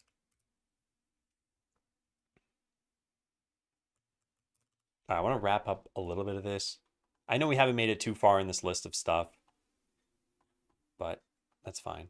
So add fish to the pond to represent how many fish you have. We should always do this as a percentage of the maximum. So the fishing pond should keep track of how many fish it has and how many are the max. So actually, maybe we make this public. I don't know. Let's start with a private. Private. This be an integer. We can represent fish however we want. I guess an integer makes the most sense.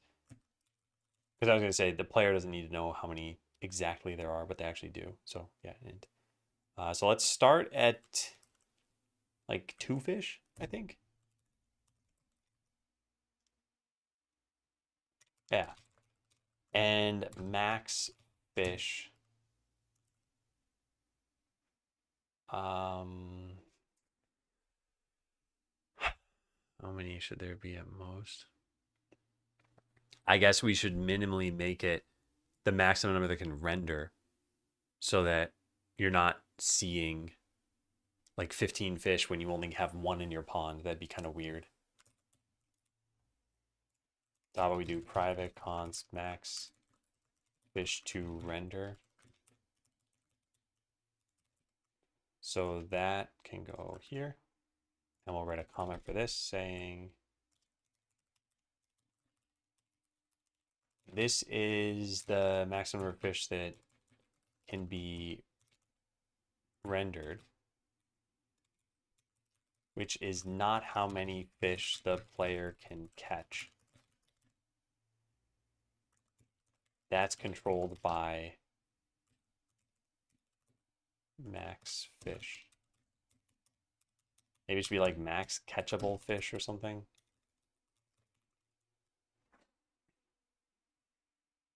Looks like you did all that in one day. Yep.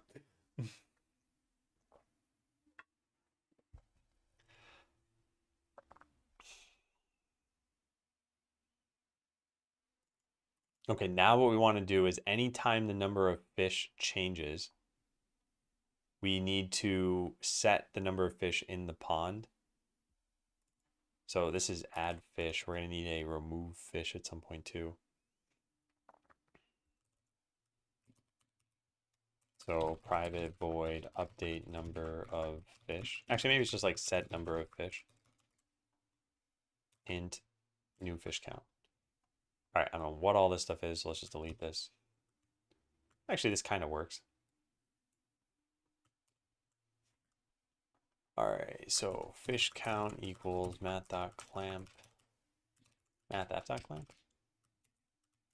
Yeah, 0 to the maximum. Sounds good. If you have fewer than you should have. So this is how many do we need to render? Int num fish to render. So we want to get, we want to figure out the percentage of the maximum you have. Percent fish in pond. Fish divided by max, that's good. The number of fish to render is going to be this times the maximum fish to render. And we're probably going to do a ceiling on this so that, why is that? Oh yeah, that's fine. We're going to do a ceiling on this so that when you have even just 1 fish in your pond, it shows you something. But what that means is that you'll see 15 fish before you're actually at 100% fish in your pond. But that's okay. I don't think players are going to pay attention that closely anyway. Yeah. All right, so now this is the render count. We need to know how many fish you have that you're rendering right now, which is how many children there are in the fish node. Is there a get num children that's done in constant time? Get number, get child, count. Yes. Is that constant time? I would hope so, because there's get children. Num fish currently rendering. Okay, so if the number of fish currently rendering is num fish to render, so this is like add rendered fish. Then do that. We don't need this. And then if And then while it's greater than numFish to render, then remove 1. So this technically does work. Yeah, this technically does work. Okay, now we're going to have a function that will randomize how many fish you have just for testing this. So we'll just copy this over to here. If you press UI page up, then we will do set number of fish to rand range. All right, 0 to max fish. Is this inclusive?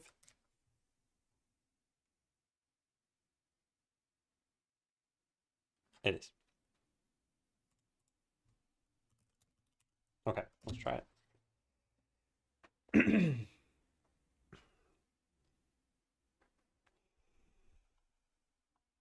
So I'm going to press page up and it broke immediately. Yeah, because of this. Because this is not, this needs to add this here. And same thing here, this needs to subtract 1, which is why those things existed. Yeah, that'll fix that. We should also print out how many this actually chose for us. Maybe here we'll do that. G.print setting number of fish to new fish count. Num fish to render.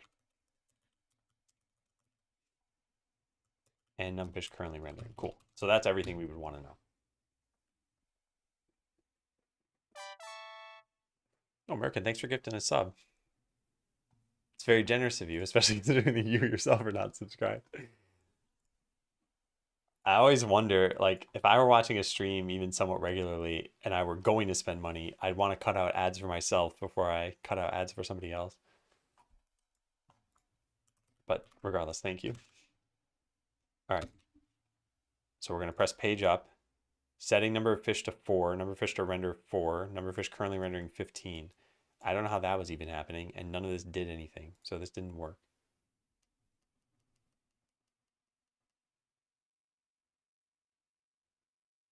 What is going on? I think something's very messed up.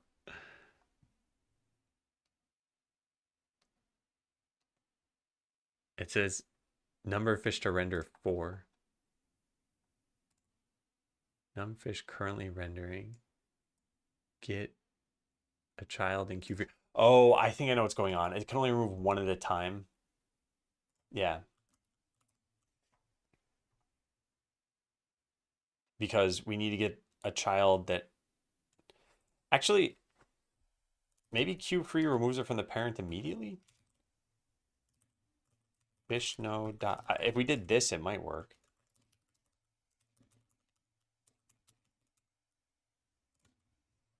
Yeah. This might cause it to work.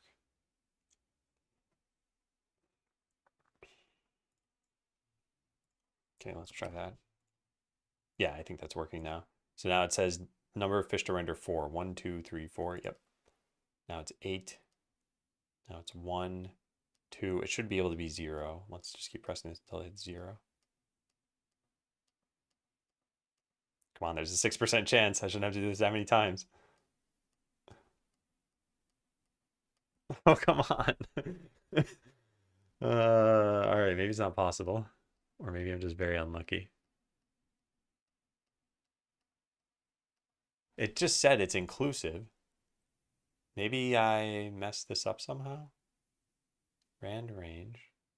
From and to. It only says inclusive next to 2. I wonder if it can't generate the lowest number. Oh, there it goes. Okay, yeah. Well, I'm never getting that again, so whatever. I think you do get child -1 to get the last one. Let's see. Negative values can be used to start from the end of the list. Actually, it doesn't even matter if we get the last number or not. We can just say get child 0 every time. So Surprised Q free doesn't remove it immediately. Remove it immediately so that we don't keep fetching same fish to remove. Oh, and then anytime you add a fish, it should fade in. That's pretty important. Yeah. Yeah. Fish in pond. All right, we set its modulate here. We actually need to set this to 0. And we need to say fade functions dot fade in this. Oh, that won't work. This is going to modulate it from 0 all the way up to 1. We want to modulate it not quite to 1. So we just need to copy the tween from that.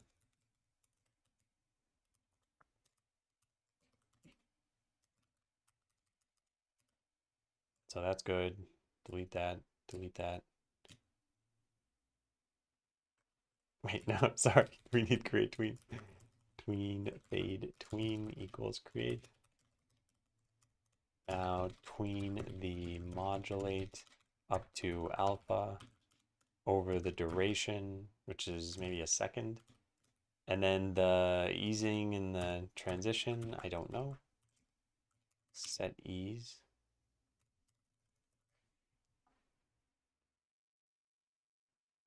Starts quickly and slows down, sure, out.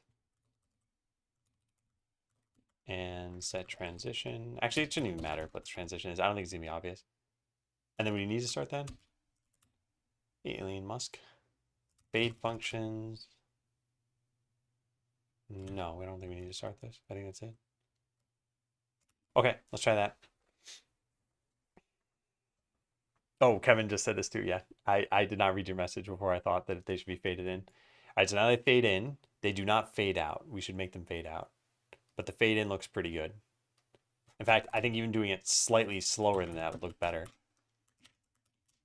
The keyboard? Yeah, keyboard is... Why is... This always ends up farther up the desk than the other one, which probably means my posture is bad and I'm damaging my body. I should probably like anchor these to the desk. Just drill right through the middle of it. Fade out can happen from the pond, I suppose. Fishing pond. So instead of doing Q free, we fade out and then at the end of it, free it. Excuse me. Will that even work? We need to know that this thing should be removed.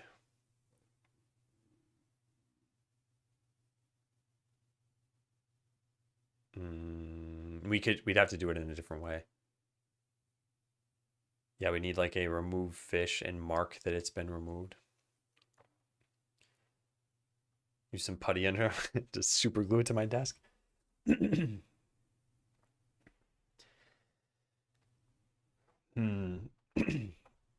So I'm thinking here is instead of doing this, we do fade functions out, fade out. We specify the fish and then it should take 2 seconds. And then we get the tween from here. Fade tween equals this. And then we call a callback. Tween callback. I'm not actually sure what you... Yeah, something like that. Imagine this is the correct code. The problem is that then in removing fish to render, we need to know that this one is gone. So we need to know which ones are actually valid fish. And we can do that. We can just keep a hash set. We can remove, we can add. Yeah, move them to a different node or something if we want.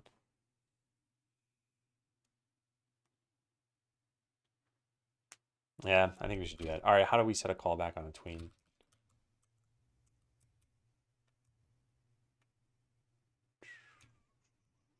We've done it. Here it is.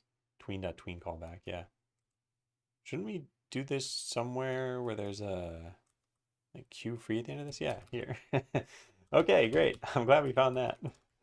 So fade tween callback, fish.queueFree. Then we need to track where these fish are.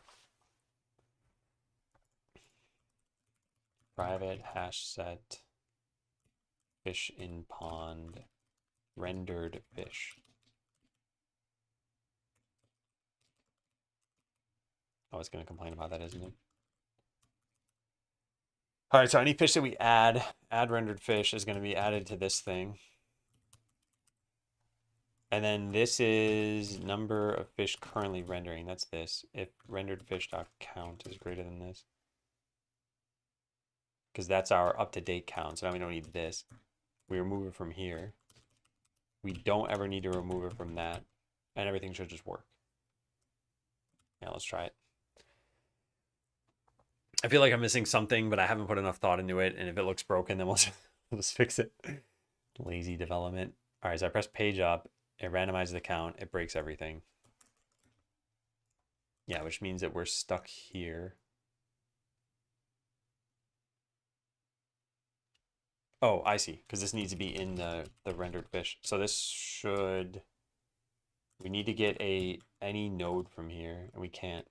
We need to iterate over it. Can we like get a numerator.current? Does that work?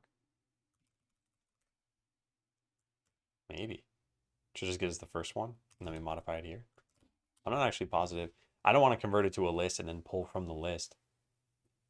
Ideally, we can just get the next thing here with whatever order, because it doesn't matter which fish you pull, they're all the same.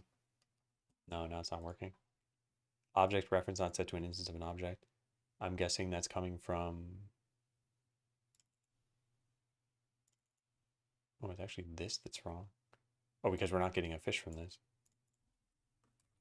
All right, well, let's... Oh, wait, there's a first. Okay, well, then let's just use that and let Link figure it out.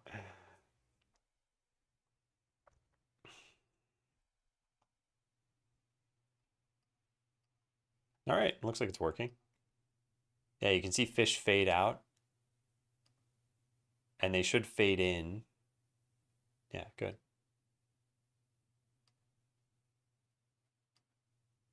Very cool.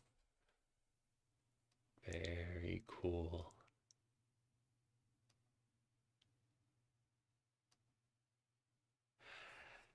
You know, we were talking about decorations the other day for your town. I think making these fish be colorful and just having like different breeds and stuff could be interesting too. But these are systems we'll add it on top, I think. But yeah, for now, I think it's looking pretty nice. All right, so delete our print. So number of fish currently rendering, that is not needed through here. It can just be done like so. Let me delete this line and this line. Delete this. Maybe this is helpful as a debug function while I'm testing things out. I don't think it's needed. Hey, Sean. Thanks. You don't want to do the callable from, you can do tween finished. I didn't know that existed until a couple days back. Fade tween dot finish plus equal fish dot queue free. Oh wait, we could just have done it this way. Ah. Oh, I deleted my page up thing, so I can't test that anymore. Well, let's hope that's correct. You know what I could do? I can make it so that inside of, make this read only, sure. Inside of our process function, we don't even have a process function. All right, well, let's add one, I guess. Public override void process. Yeah, so I'll say if stat computations dot percent chance 0.0001, then set number of fish to that. All right, so there's a very tiny chance that this just changes on its own. Fish slowly fading in and out. Yeah, I made something like that a very long time ago. Okay, so we're just going to wait until we hit this random chance, and we should see some fish fade in or out. I don't know what I actually typed in there, so it might be fleetingly rare. And so far, it looks like that's the case, or that I have an error somewhere. I'll put this on the other screen and see. No errors, so yes, I must have made it fleetingly rare. So let's multiply the chance by 10.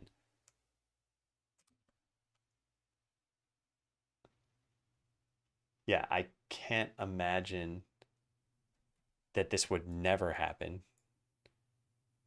We should see the number of fish change. It is possible it's happening and it's setting it to the same number.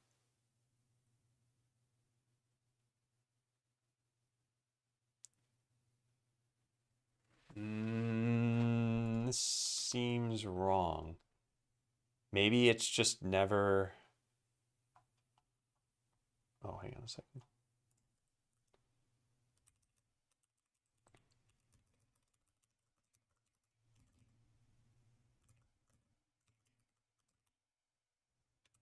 Yeah, I think something's wrong.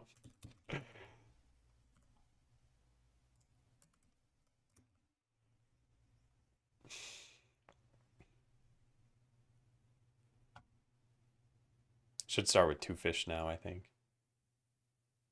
I changed the probability that this happens, though. All right, I'm just going to set a breakpoint here. What's going on? This is getting hit. So what is this setting this to? New fish count is 1. So we should see 1 fish here, right? Oh, nice. It worked. Oh, it's just getting called very infrequently. So it was a probability issue. Like I said, I just picked a random number. And it turns out it was a very tiny random number because, yeah, this isn't happening again. It's going to eventually break in again. Oh, it truly isn't. I don't understand why this isn't happening, though. It's a 0.001 chance, which in terms of percentages, I guess 0.1 would be 10%. So this is 0.1% chance. But it's 0.1% 60 times per second. So it shouldn't have taken this long, but it did just happen again. So now we should see more fish. Yeah, okay, whatever. All right, it's working. Great. What happened to payouts? They're working too. When you make a change in the code and are able to boot up the game quickly to test it, how is that done in a big game like GTA? Do they have to wait to load the game every time to test a change? They do have to wait to load the game, but they probably end up doing things in chunks. So maybe they separate their game into modules and they only build what changed. And they make the modules small enough to make it so that they don't have to wait for the entire game to build. Or they have some kind of like hot reloading feature. So a lot of games, especially big ones, will have like a scripting engine built in. So let's say you position something at the wrong part on the screen. Rather than rebuild your entire game, you might type something like, get characters rogue dot position dot x equals 5 or something, and see how that changes it. Because one of the other problems with a game like GTA is even if, let's say, the build time was instantaneous, you still need to load the game into memory, get all the models into memory and everything. And that's where you'd want to be able to make changes without having to do a whole lot. So yeah, they probably have a whole bunch of in-game tooling for that. For a game like this, it's not really worth coming up with a lot of that because the build time isn't so long, but it's getting longer. And I do want to make some changes there.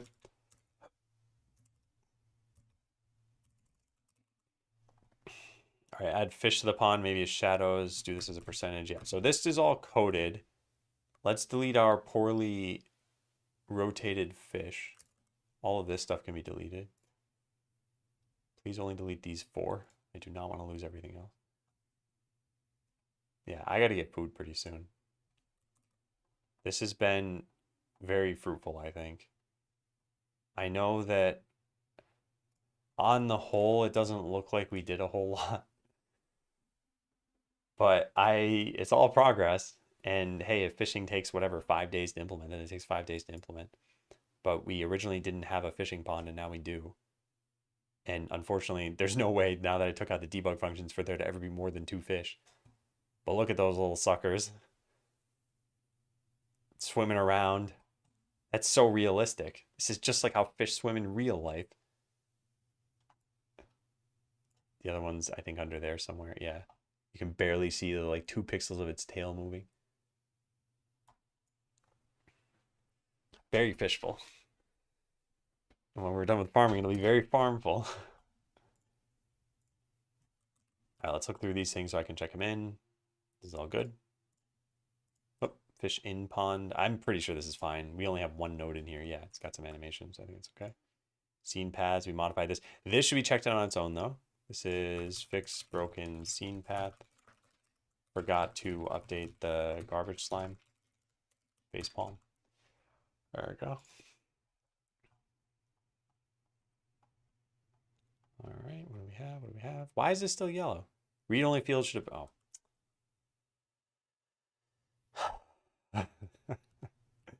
We don't have that open anymore. Read-only field should appear before not read-only field. All right, did that stop it from happening?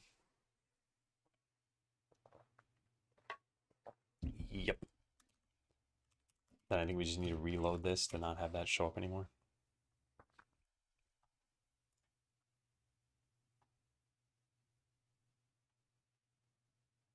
Why is this underscored? Make field read only. Oh, this will eventually be modifiable. And either way, the underscore just went away for some reason. All right, how are we doing here? Set number of fish. This is technically correct. Yeah, this updates the number of rendered fish. All right, animation speed.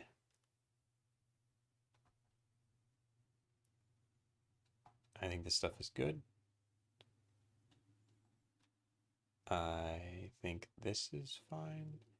I think this should be done on a timer. I'll write that down. Make fish find new positions on a timer rather than rolling a random chance every single frame. Oh, did you reload the project? Let me do that. I don't know if it's even necessary. It might be. I see fishinpond.cs.uid, and I think that's the only thing we added. Nope, it did add new ones. Okay, good. Good call. What a stupid step to have to do.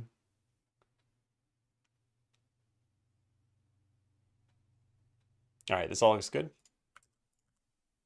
Check this in. I'm going to say add fish to the pond. Add, yeah.